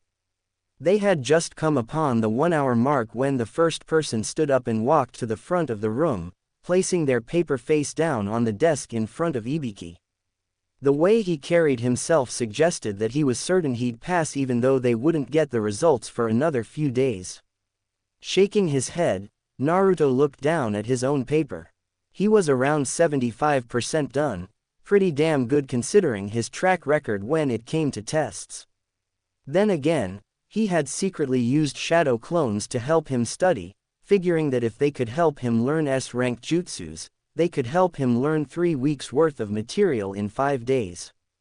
Luckily, his theory proved to be correct as he found most of the questions to be fairly easy.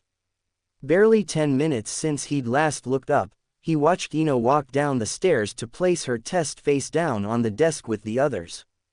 As she was leaving the room, her father, Inoichi, stopped her at the door. He couldn't clearly see nor hear what he was fiercely whispering, but he did manage to pick out the words, home, mother, and selfish. Coupled with the frown that appeared on Ino's face, it wasn't hard to figure out the gist of what he'd said. His heart stopped when Inoichi glanced up to look him straight in the eyes, and not wanting to seem overly suspicious, he casually lowered his eyes back to his paper. Inside, his stomach was doing backflips. Did he know about them? The fact that the two of them were living together? Inoichi's glance hadn't been malicious or anything, and since he was still currently living, he figured he was safe, at least for now. While he'd initially been trying to finish the test as soon as possible, he found that he was suddenly in no rush to walk to the front of the room. Inevitably, however, he finished, and with a heavy sigh, he stood to his feet and moved to place his test with the others. Just like he'd thought, Inoichi pulled him aside to talk. "You're a friend of Ino's, right?" the man asked, staring straight into Naruto's eyes. Well, sort of.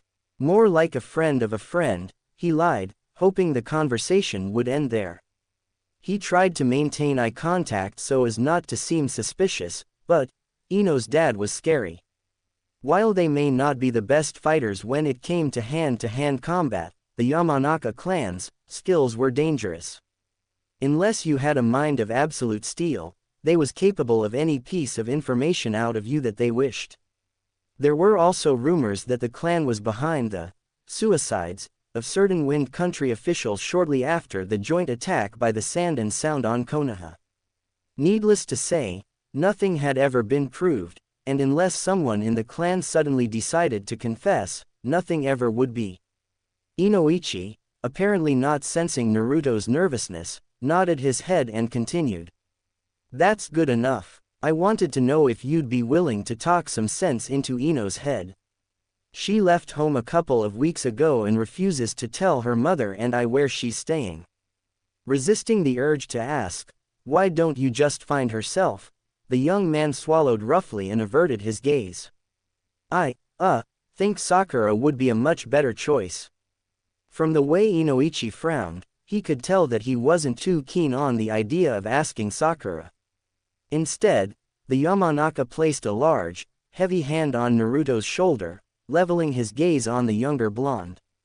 "Tell you what, how about you just help me keep an eye on her?" Naruto paused. What the hell? Was Ino's dad trying to buddy up to him? While he liked the thought of having the Mindwalker on his side rather than against him, he really didn't want to get any closer to the man than he had to. With all due respect, sir, I really don't think I should get involved in this issue between you and your daughter." Inoichi looked disappointed, but he nodded anyway. "I respect that." Now, Naruto's head was reeling. The way Ino had described her father made the guy seem like some kind of unreasonable monster, but he had yet to make a threatening move towards him at all. He was imposing, yes, but not threatening. Then again, he also didn't know that Ino was currently living in his apartment and hopefully never would. "Thanks, Yamanaka-san, all just." Naruto trailed off, inching towards the door. "Sure, go ahead." Bowing slightly to Inoichi, he pulled open the door and closed it behind him, relieved that he'd somehow managed to survive with his sanity intact. As soon as he stepped out of the classroom, though, Ino pounced on him. "What did my dad want?" she asked, cornflower blue eyes searching his for answers. Apparently, she'd been watching them talk from the doorway. Deciding it'd be too much trouble to come up with some bullshit story, he decided to just tell her the truth. "He wanted me to keep an eye on you."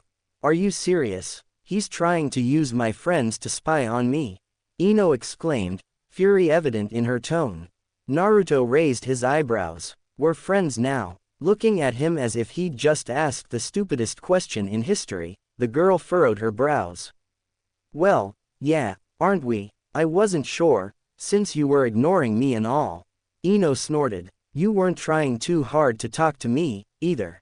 I thought you hated me." "Well, I don't." The two of them stared awkwardly at each other for a few seconds, both feeling more than a little stupid about how they'd acted towards each other. "That test was kind of stressful, and I'm ready to let loose and have some fun. What do you think?" Ino asked, breaking the short silence. Naruto shrugged his shoulders, zipping up his jacket in the process. "Sure. What do you want to do? I hear the lake in the park's frozen over. How about we go ice skating?" Almost immediately, Naruto's face stiffened. It was the exact same thing he'd suggested to Sakura the night Ino showed up on his doorstep. It almost seemed like too much of a coincidence, but he doubted Ino would suggest they go ice skating just to spite him. Forcing a smile, he nodded. Sure. Ino's face momentarily lit up before dropping into a frown. Oh, shit, I forgot. My skates are at home. Well, since your dad is here, you should be able to sneak by your mom, right? Ino snorted. You'd think so, wouldn't you? My mom has some kind of daughter sensor that goes off whenever I'm within 20 feet of her. She'd notice me right away. What if I get them for you, then? Naruto suggested. Ino paused. Allow Naruto to go into her room without her there to monitor him. Every one of her senses were telling her that it was a bad idea. Even if he was more naive and innocent than most, he was still a guy, and all men seemed to have the uncontrollable urge to raid a woman's underwear drawer. Still, though, ice skating had been her idea. Besides, she could see his movements from the opposite rooftop. She wouldn't be able to see everything, but hopefully the fact that she'd only be 20 feet away would be enough to deter him from swiping a pair of her panties. Fine. But if you touch anything, I'll kill you, Ino spat, crossing her arms over her chest. Confused as to what she meant, he'd have to touch her skates to get them, right?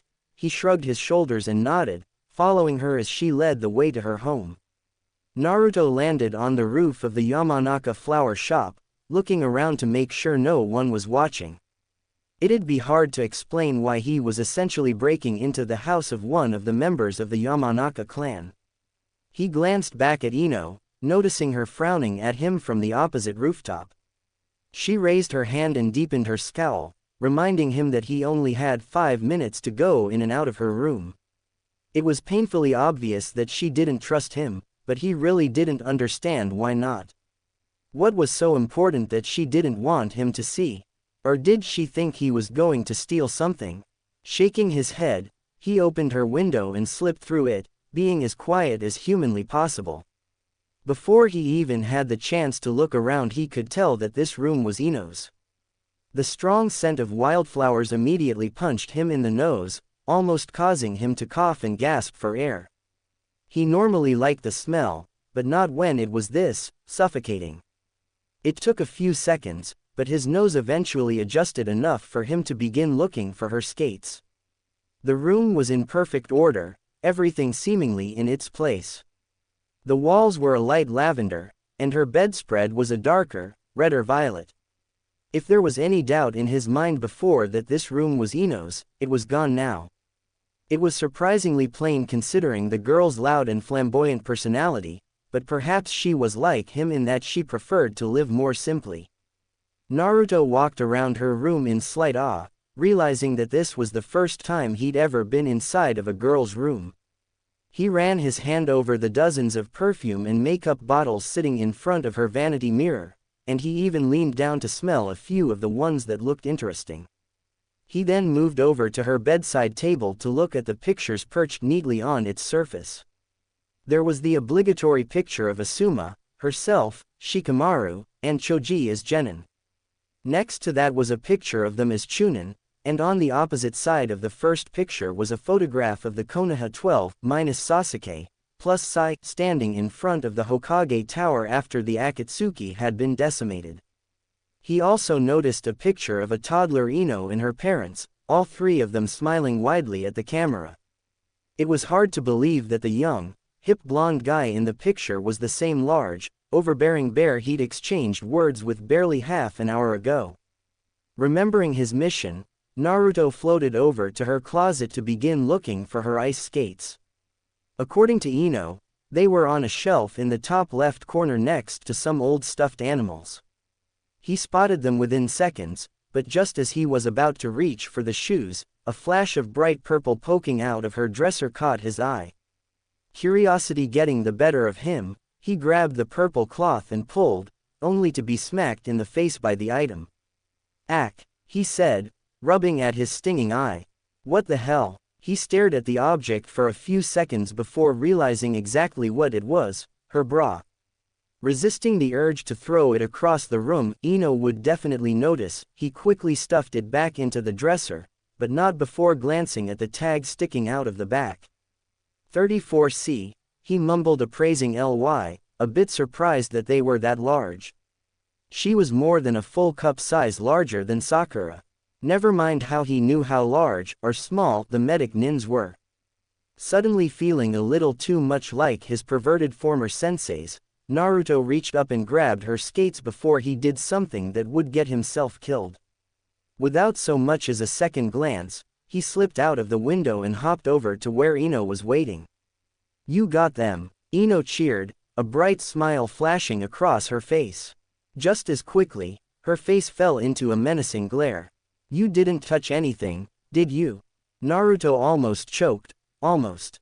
However, reasoning that there was no way she could have seen him from the window, he decided that bullshitting would be the best course of action.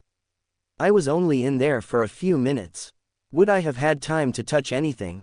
She eyed him suspiciously for a few seconds before sighing. "I guess not." Not noticing the relief that poured into Naruto's face, she turned around and sped off towards the park. "I'll race you, cheater," he yelled after her, quickly giving chase. As he ran, he felt the smile on his face grow wider and wider. This was going to be fun. "When was the last time you went ice skating?" Naruto asked, looking down at Ino. The girl was currently holding onto his arm for dear life, struggling not to fall for the 100th time. Ino poked out her bottom lip.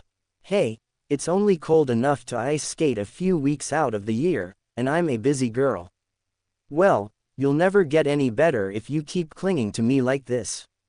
Here." He removed himself from her grip and skated away, leaving her to fend for herself. Predictably, she immediately lost her balance and began to topple towards the ice. Just before she fell, however, he appeared behind her and caught her by the underarms, hoisting her back up into a standing position with ease. She looked over her shoulder and glared at him. "Asshole." Her anger was quickly replaced by surprise when his cool hand found hers in a comfortable grip. "Relax, I've got you. We're just gonna skate like this for a while until you get the hang of it. Okay, remember, don't look down. Just keep your eyes straight and concentrate on using the sides of your blades to push." Still in a mild state of shock, Ino slowly nodded her head. She quickly glanced around at the other people skating and hanging out near the lake, wondering how they looked to everyone else. Not that it mattered, but she wouldn't want any strange rumors getting back to her friends or parents. Especially not her parents. Luckily, it seemed as if no one was paying them any attention, so she sighed and relaxed like he'd suggested, deciding to just enjoy being led around the makeshift rink. His calm demeanor was rubbing off on her, and before long, she didn't even have to think about pushing the sides of her blades against the ice. "You're doing great, Ino," Naruto yelled from behind her, snapping her out of her thoughts. She hadn't noticed, but sometime within the last few seconds she'd been skating on her own. Fully realizing what that meant, she suddenly and promptly fell on her butt. "Why'd you stop? You had it," he asked, skidding to a stop in front of her. Annoyed, Ino leaned back on her hands and frowned up at him. "Thanks for letting me fall. How did you become king of the ice, anyway?" The young man laughed, turning around to skate backwards in circles around her. "It took me 3 winters of hard work and falling on my to get this good. You're smarter than me and have better balance, so you'll be able to pick it up much faster. Plus, you have an awesome teacher." "Wait, you mean no one taught you? Did you learn together with your friends?" she asked, furrowing her brows. Naruto shrugged his shoulders. "I didn't really have friends. I just spent a lot of time watching other people, so after a while, it eventually sunk in." "Sorry," Ino murmured, not sure what she was apologizing for. She'd known he was an orphan, but she figured that he at least had some form of a support system. After all, how could a child raise himself? The thought of a child cooking, cleaning, and buying his own things was unfathomable. Naruto had to have had some help from someone. The young man shrugged again. "It's okay. I mean, when I finally got it, it was the best feeling I'd ever felt in my life. It taught me that you could do anything with hard work and a strong will." Ino smiled and raised her hands to him. Help me up. I'm going to get this even if it kills me. Ah, Ino sighed, leaning back in Naruto's bathtub. After 3 straight hours of falling on her, skating, and falling on her, she had finally gotten the hang of basic skating. While she wasn't nearly as agile or fast as Naruto, she could now skate comfortably at his side with little to no effort. She was amazed by the patience he'd shown in teaching her. Though he laughed at her every now and then, he never got upset or frustrated whenever she did something wrong, and even encouraged her every step of the way. His attitude had been completely different than what she'd expected of him. Ino dunked her head under the water. The more she learned about Naruto, the less she understood. Sakura had always described him as loud, brash, and impatient, but the man she'd been living with for the past couple of weeks had been almost the complete opposite. Which Naruto was the real one? The one that only she apparently knew, or the one that everyone else knew? Did anyone else even know that he had 2 sides?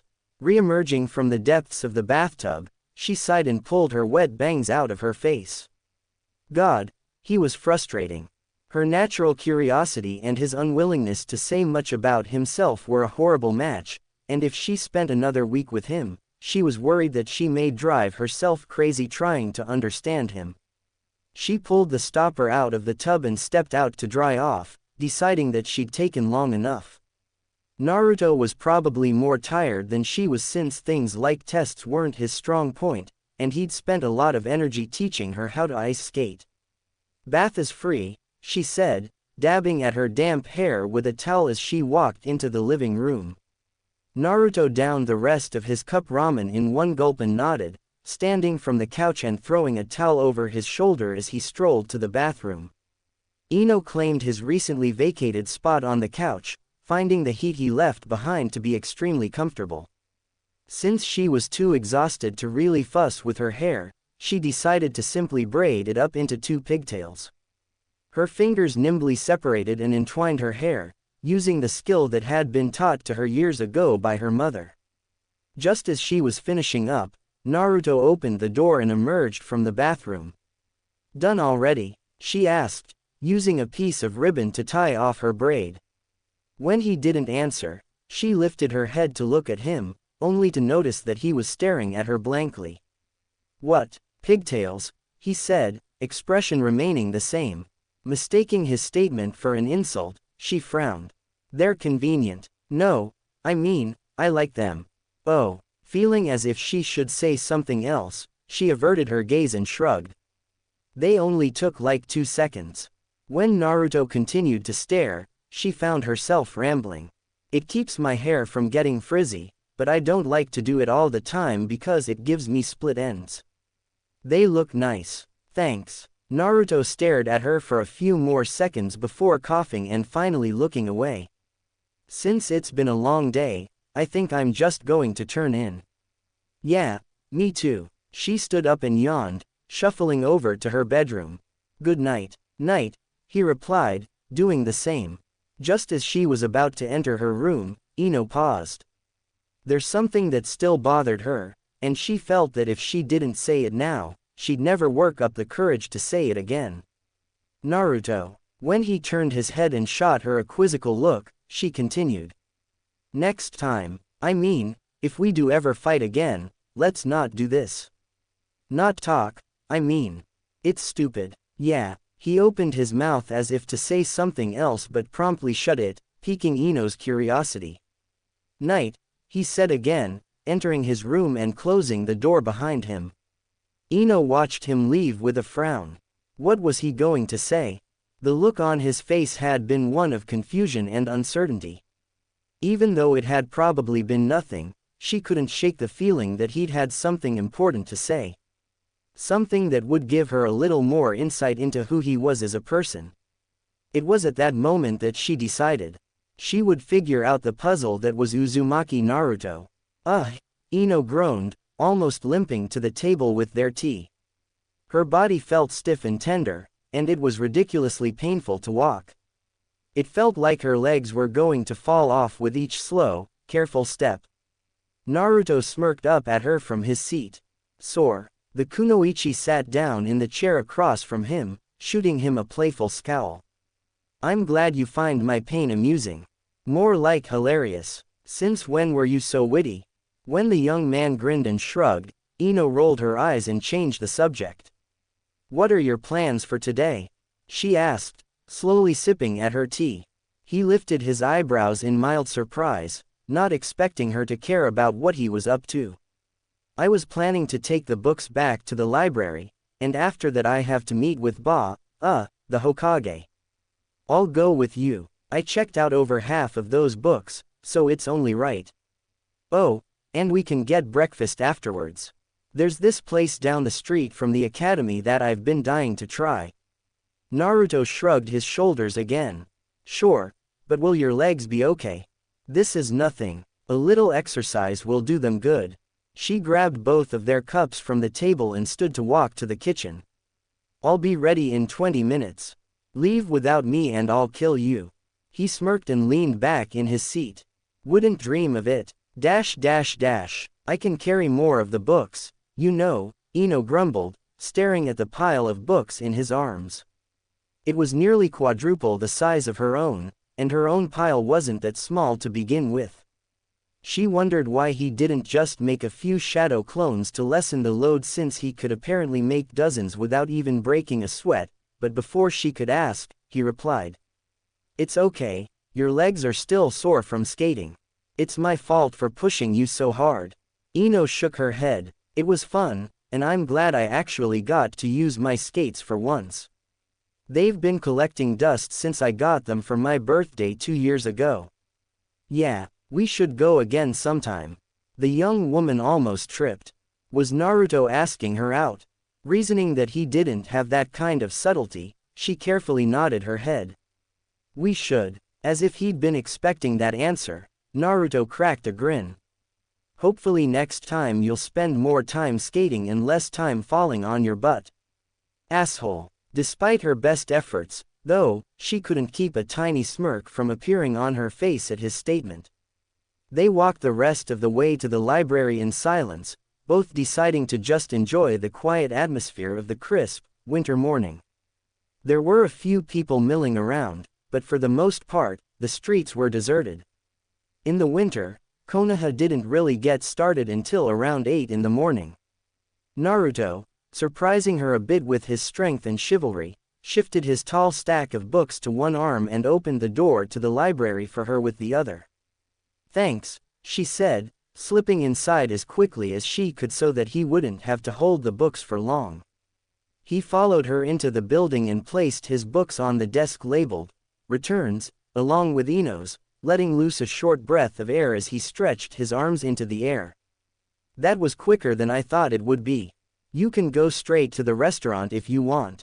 It won't take long for me to talk to the Hokage, he said, exiting the building.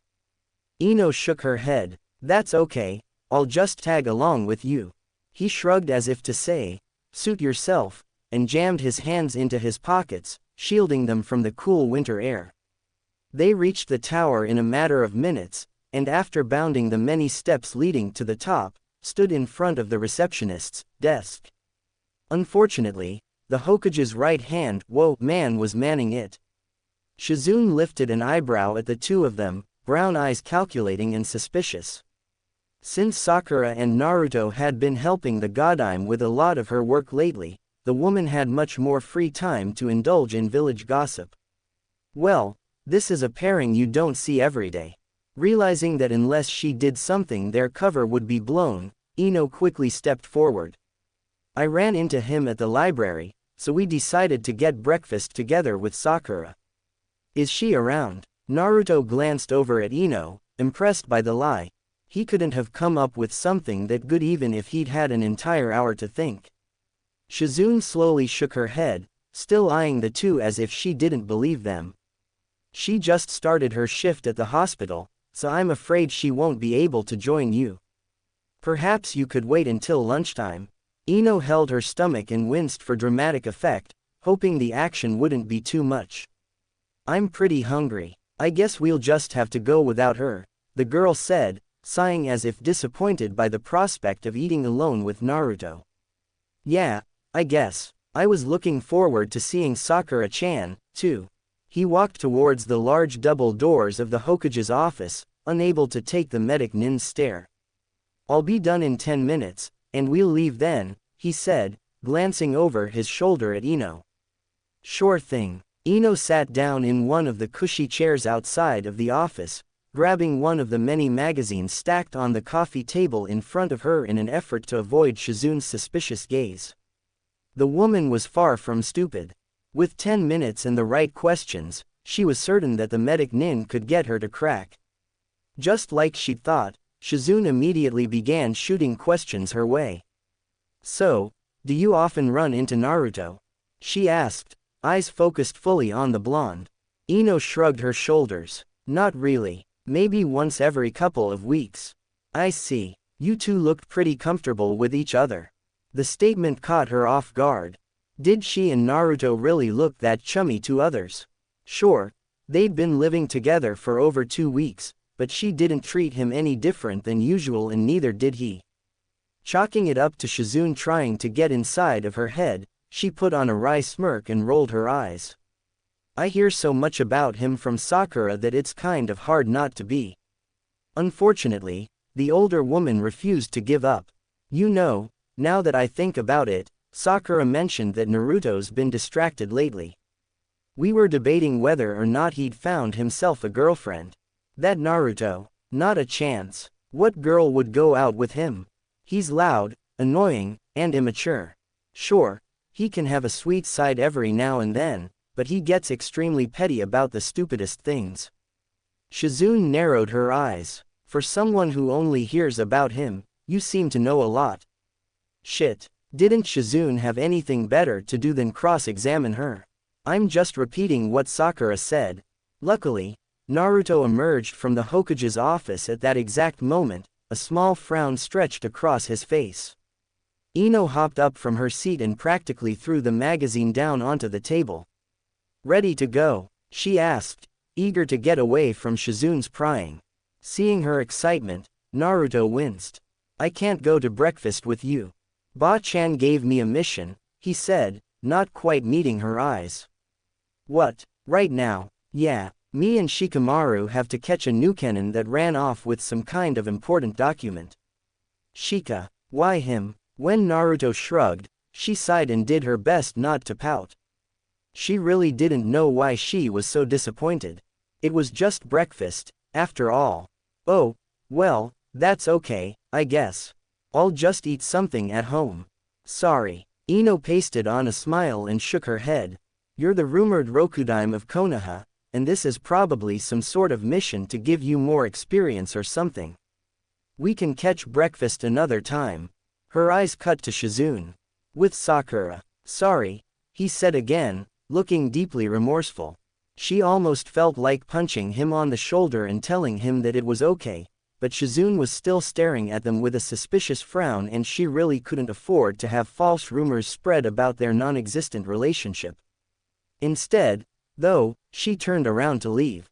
Later, Naruto, Shizune-san. Watching her retreating back, Naruto moved to catch up with her. I'll walk you home. You were complaining about your legs hurting, so. I'm fine, Uzumaki. Later, she said again, hoping he would catch the hint. He'd have to go back to his house to get his equipment anyway, and it'd look much more convincing if they didn't leave together. When he didn't, she gave him a small wave and continued on down the stairs. Shizune stared at Naruto with narrowed eyes, noticing the way he looked at Ino. No matter what their words said, it was obvious that there was something going on. You seem awfully concerned about Ino. I'm not. I'm just worried because there are so many stairs and her legs are still sore from. Naruto quickly shut his mouth. He'd almost said too much.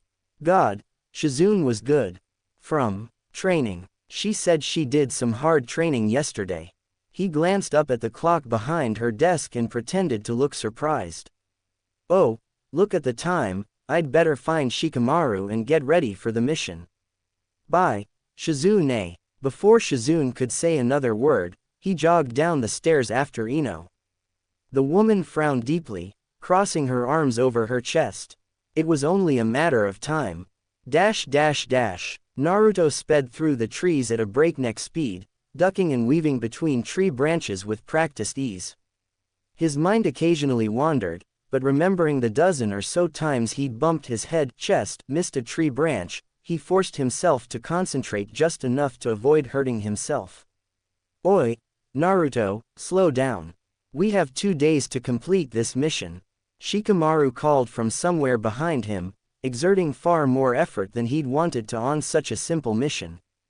The Junin's breath came in short, tired puffs, and he struggled to keep the blonde in his sight. Naruto slowed down and grinned sheepishly. Sorry, guess I got a little carried away. Shikamaru snorted. A little? I ate so much dust that I feel like a vacuum cleaner. The blonde laughed and slowed his pace a bit more. Why do you think Ba-chan keeps sending us on these missions? The Nara shrugged. I'm probably being a bit egotistical, but I get the feeling that she's trying to force us to have a good relationship with each other since I know a lot about the administrative and military functions of Konoha. Huh, why wouldn't she just teach me how to do it? Face it, you don't have the brainpower to manage this village alone. No one does. Behind every great Hokage are a few trusted advisors and assistants. While he didn't like to be underestimated, he could admit that the task of running a village was a daunting one. Beating up bad guys was easy, deciding whether or not the market district should expand wasn't. I guess, he said after a few seconds, a frown on his face. Noticing his disappointed look, Shikamaru continued. I don't mean anything bad by it. Eventually you will be able to take on more responsibility, but I get the feeling that Tsunade-sama wants to step down as soon as she can. Probably within the next 5 years or so. That soon? Naruto asked, incredulous. The old hag had at least another 10 or 15 in her. She probably wants to give you as good of a chance as possible. The position isn't promised to you, but if you were nominated, I don't think too many people would object considering recent events. The blonde smiled at his friend. Thanks, Shikamaru. For what? I'm just giving you my honest opinion as a shinobi, he said with a little smirk on his face. They traveled the rest of the way in silence, focusing more and more on the mission as they got closer to their destination. The mission was only AB rank, but as Naruto had learned during the events at the Great Naruto Bridge, even a routine escort mission had the potential to go to shit. A slight rustling of leaves instantly caught his attention, and he narrowed his eyes at a small shadow to his left. Shikamaru, Naruto whispered. Also noticing the noise, Shikamaru nodded. Yeah, they split up silently, moving to take out the 5 or 6 shinobi chasing them. The 2 of them made quick work of the enemy, not even having to resort to using ninja techniques to take them down. They were Chunin level at best, and judging by their forehead protectors, they were from the grass country. How does it look? Naruto asked, tying the enemy shinobi up with their own wire and stripping them of their weapons. One of them had a pretty cool-looking katana, so he grabbed it to add to his collection of liberated weapons back home. Shikamaru sighed deeply, biting back the urge to say, troublesome. I found the base. It's a small concrete building about 50 feet from here. They have every entrance point heavily guarded, so sneaking in and retrieving the scroll without being noticed impossible.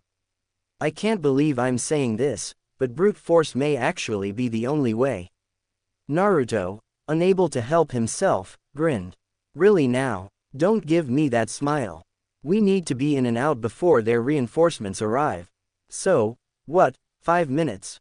I can do that. Before the blonde was able to jump off, Shikamaru grabbed the back of Naruto's jacket. Nothing loud. Fight like a shinobi for once. Annoyed, Naruto shrugged his friend's hand off. I got it. Using an Udama Rasengan, Naruto blasted a hole into the south wall of the building. He then created a dozen or so shadow clones, using the smoke from the blast as a cover as he and Shikamaru took them down. These shinobi were much stronger than the Chunin that had been following them, and they actually managed to take out his first batch of clones. Unfortunately, since they were so busy fighting his clones, they didn't notice Shikamaru's shadow creeping towards them. With them captured, it was child's play to knock them out with short chops to the back of the neck. That wasn't so bad, Naruto breathed, tossing the unconscious bodies into a pile. A loud, slow clapping resounding from one of the dark hallways caught their attention, and they snapped their heads around to see a small shadow walking towards them. Well, this is an honor. I never thought they'd send the great Uzumaki Naruto out on such a small, frivolous mission. He's from Konoha, Shikamaru murmured, noticing the enemy shinobi's headband. Naruto reached for a kunai with a smirk. Can't have him ruining our good name after we've worked so hard to rebuild the village. You don't know who you're messing with, boy, the man sneered, hands raised towards Naruto. Shikamaru's eyes widened as he realized exactly who, or, to be more exact, what, the man was. Careful, Naruto, he's a Yamanaka. Furrowing his brows, Naruto lowered himself into a slight crouch. I know. No, you don't know. Just being out of his line of sight isn't enough. Don't even meet his eyes. The Yamanaka smirked. I see you're familiar with a lot of clans' techniques, but tell me, have you ever seen this one? The man opened his mouth wide in a silent scream, bringing only Naruto to his knees. Shit, Naruto yelled, slamming his hands over his ears. His ears rung painfully, but he was able to throw a kunai and pierce the man's leg, breaking the Yamanaka's concentration before he could fully complete the jutsu. The man let loose a grunt and jumped back. He pulled the knife out of his leg with a slight wince, pain obvious on his face.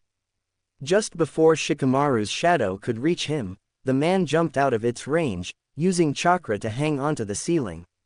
He dropped the scroll to the ground with a knowing grin. Take the scroll, that wasn't the point of this whole thing anyway. What are you talking about? Naruto panted, managing to stand on wobbly legs. Whatever the Yamanaka had done left him with the sickening feeling of vertigo. You'll find out soon enough. With that, the man formed a few seals and disappeared in a swirl of leaves, further confirming the fact that he was, indeed, from Konoha. Once he was certain that the older shinobi was gone, Shikamaru grabbed the scroll and walked over to Naruto, concern evident in his eyes. Are you okay? Yeah, I stopped it in time. He took a deep breath and glanced at the sky from the hole he'd blasted in the wall before, noticing that it was around mid-afternoon. That wasn't so hard. Do you think we can make it back to Konoha before nightfall? I thought you were rushing here so that you could enjoy some time off around the town, but you want to go back. Why? Naruto shrugged his shoulders, unable to come up with a viable excuse. He couldn't say he wanted to go home because he was worried about Ino, after all. Shikamaru stared at Naruto for a few seconds before lowering his head and sighing. It was hard to deny the boy when he had those large, blue eyes trained on yours. Fine, but in return, you have to write and file the mission report. There's no way I'm going to do anything besides sleep after sprinting back to Konoha. Grinning widely, Naruto shot off towards the exit. Deal. Thanks, Shikamaru, let's go. With a heavy sigh Shikamaru followed, hoping that he could avoid swallowing another mouthful of dust from his overeager friend. Ino boredly flipped through a fashion magazine, eyes barely registering the images on each page. With Naruto gone and herself unwilling to leave the village until she received her test results, there really wasn't that much to do. A knock at the door snapped her out of her boredom-induced daze, and she nearly jumped to her feet to see who it was. She cautiously turned the doorknob and peeked outside. It'd be hard to explain to anyone else exactly why she was answering Naruto's door. When she caught a glimpse of orange through the crack, she nearly flung the door open in surprise. Naruto, what about your mission? The blonde grinned. Finished it. Ino raised her eyebrows. Seriously, me and Shikamaru make a good team. He's the brains, I'm the brawn. You know, when you put it like that, I can somehow see it. They stood there for an awkward few seconds, both just staring at the other. Finally, Naruto tilted his head in curiosity. So, are you gonna let me into my own home? Depends. Did you bring me a souvenir? When he frowned, she laughed and walked back into the apartment. I'm kidding. Are you hungry? Starving. I only had a ration bar today. Ino scrunched up her nose, knowing exactly how chalky and tasteless those things could be. Ew. Go take a shower and I'll make you something edible. Thanks, Ino. Rather than answer, she shooed him with her hand and went into the kitchen. Naruto watched her retreating back with a smile. Even though Ino felt as though she was mooching off of him, he was really getting the best end of the deal. Her cooking, while never anything elaborate or complicated, was always delicious. He couldn't explain it well, but it had the same feeling as Ichiraku ramen. Whenever he ate her food, he felt happy, as if the food was made especially for him and no one else. Realizing that he'd better get cleaned up, he walked into the bathroom and turned on the shower. He let the water soak into his unruly blonde hair and sighed, feeling the fatigue from that day's mission begin to wash off. After a few minutes of just enjoying the hot water on his body, he finally began to soap up his body and hair. He took another few minutes to rinse off, and throwing on an old t-shirt and shorts, he emerged from the bathroom. He then walked into the kitchen to see what Ino was cooking. It smelled like she was frying something, but he couldn't be sure from his distance away from the stove. Being as quiet as he could, Naruto slid up behind Ino. Smells good, he said, looking over shoulder into the pan. Go away, I'm not done yet. But I'm hungry, he whined. Ino rolled her eyes. She used the pair of cooking chopsticks in her hand to pick up a cube of tofu and hold it up for him to eat. When he grabbed the piece of food with his teeth, she pushed him away with her shoulder. There. Go away. Unsatisfied, Naruto leaned forward again, resting his chin on her shoulder. Can't I have just a little? She poked him in the middle of his forehead with her pointer finger. Go. Both her tone and glare left no more room for argument, so he stuck out his lower lip and shuffled out of the room. Naruto plopped down in his chair, holding his stomach as it roared and begged for food. He could hear the sounds of her frying, and it was becoming more and more unbearable with each passing second. That little taste she'd given him had only made him hungrier. It felt as if his stomach was eating him from the inside out, threatening to break down his own bodily tissues unless it was fed. Finally, the kunoichi emerged from the kitchen with a tray of food. Setting the dishes down on the table in front of him, Ino shot him a bright smile. I know you've had a long day, so I made you tofu stir-fry and a small sesame vegetable salad. It should help you sleep better. She seated herself in the chair across from him and gestured to the food. Go ahead, itadakimasu. He wasted no time in grabbing his chopsticks, practically inhaling the food. He usually didn't like it when she made salads, but he found the fresh cucumbers and spinach she'd used to be oddly refreshing. Noticing how fast he was going through his food, Ino pushed her own across the table. Here, you can have mine. Naruto paused in his eating, looking at her with an unsure frown. What about you? There's more in the kitchen. Satisfied with her answer, he shrugged and grabbed her bowls, inhaling her food just as fast as he had his own while she stood to get more food for the both of them. By the time she'd returned with a second batch of their food, he was just finishing off the food she'd given him. She slid him another serving and watched amused as he instantly started in on his third helping.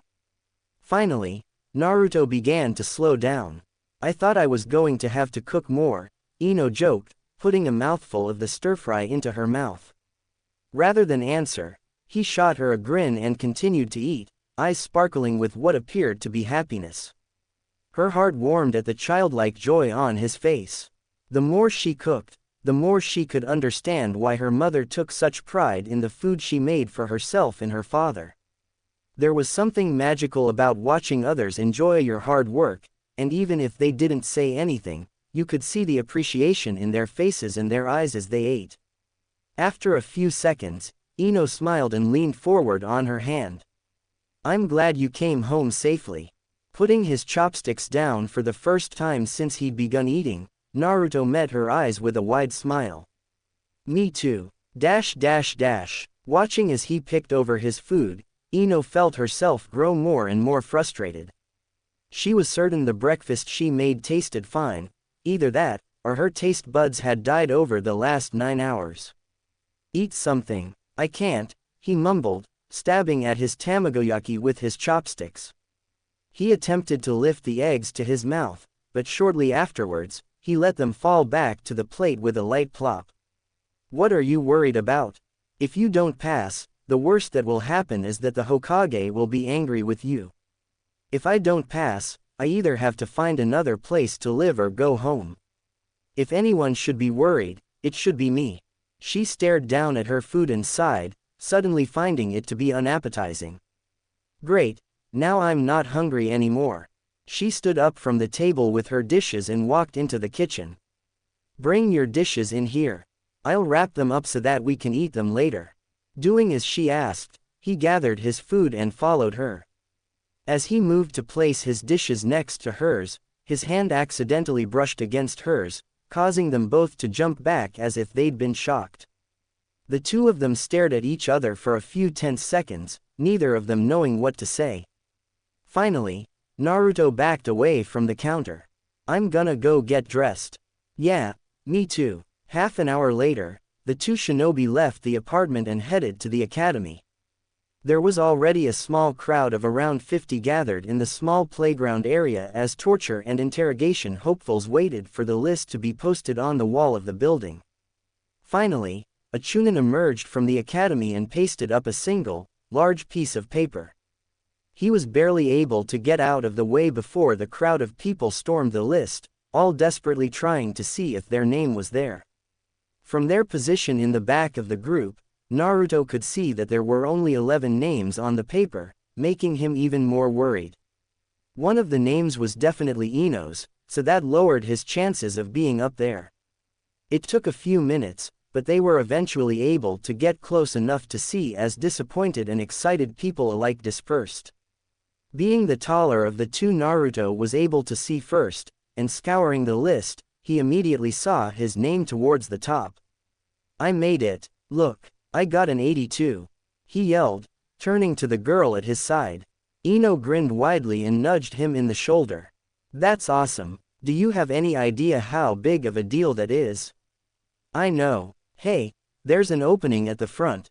We can see the list a lot easier from up there. Grabbing her hand, Naruto dragged Ino to the front of the crowd, easily pushing people out of the way with his free hand. Now able to see, Ino looked over the list with a wide smile. All of their hard work had paid off. Both she and Naruto had somehow, against all of the odds, managed to pass a test that no one thought they could.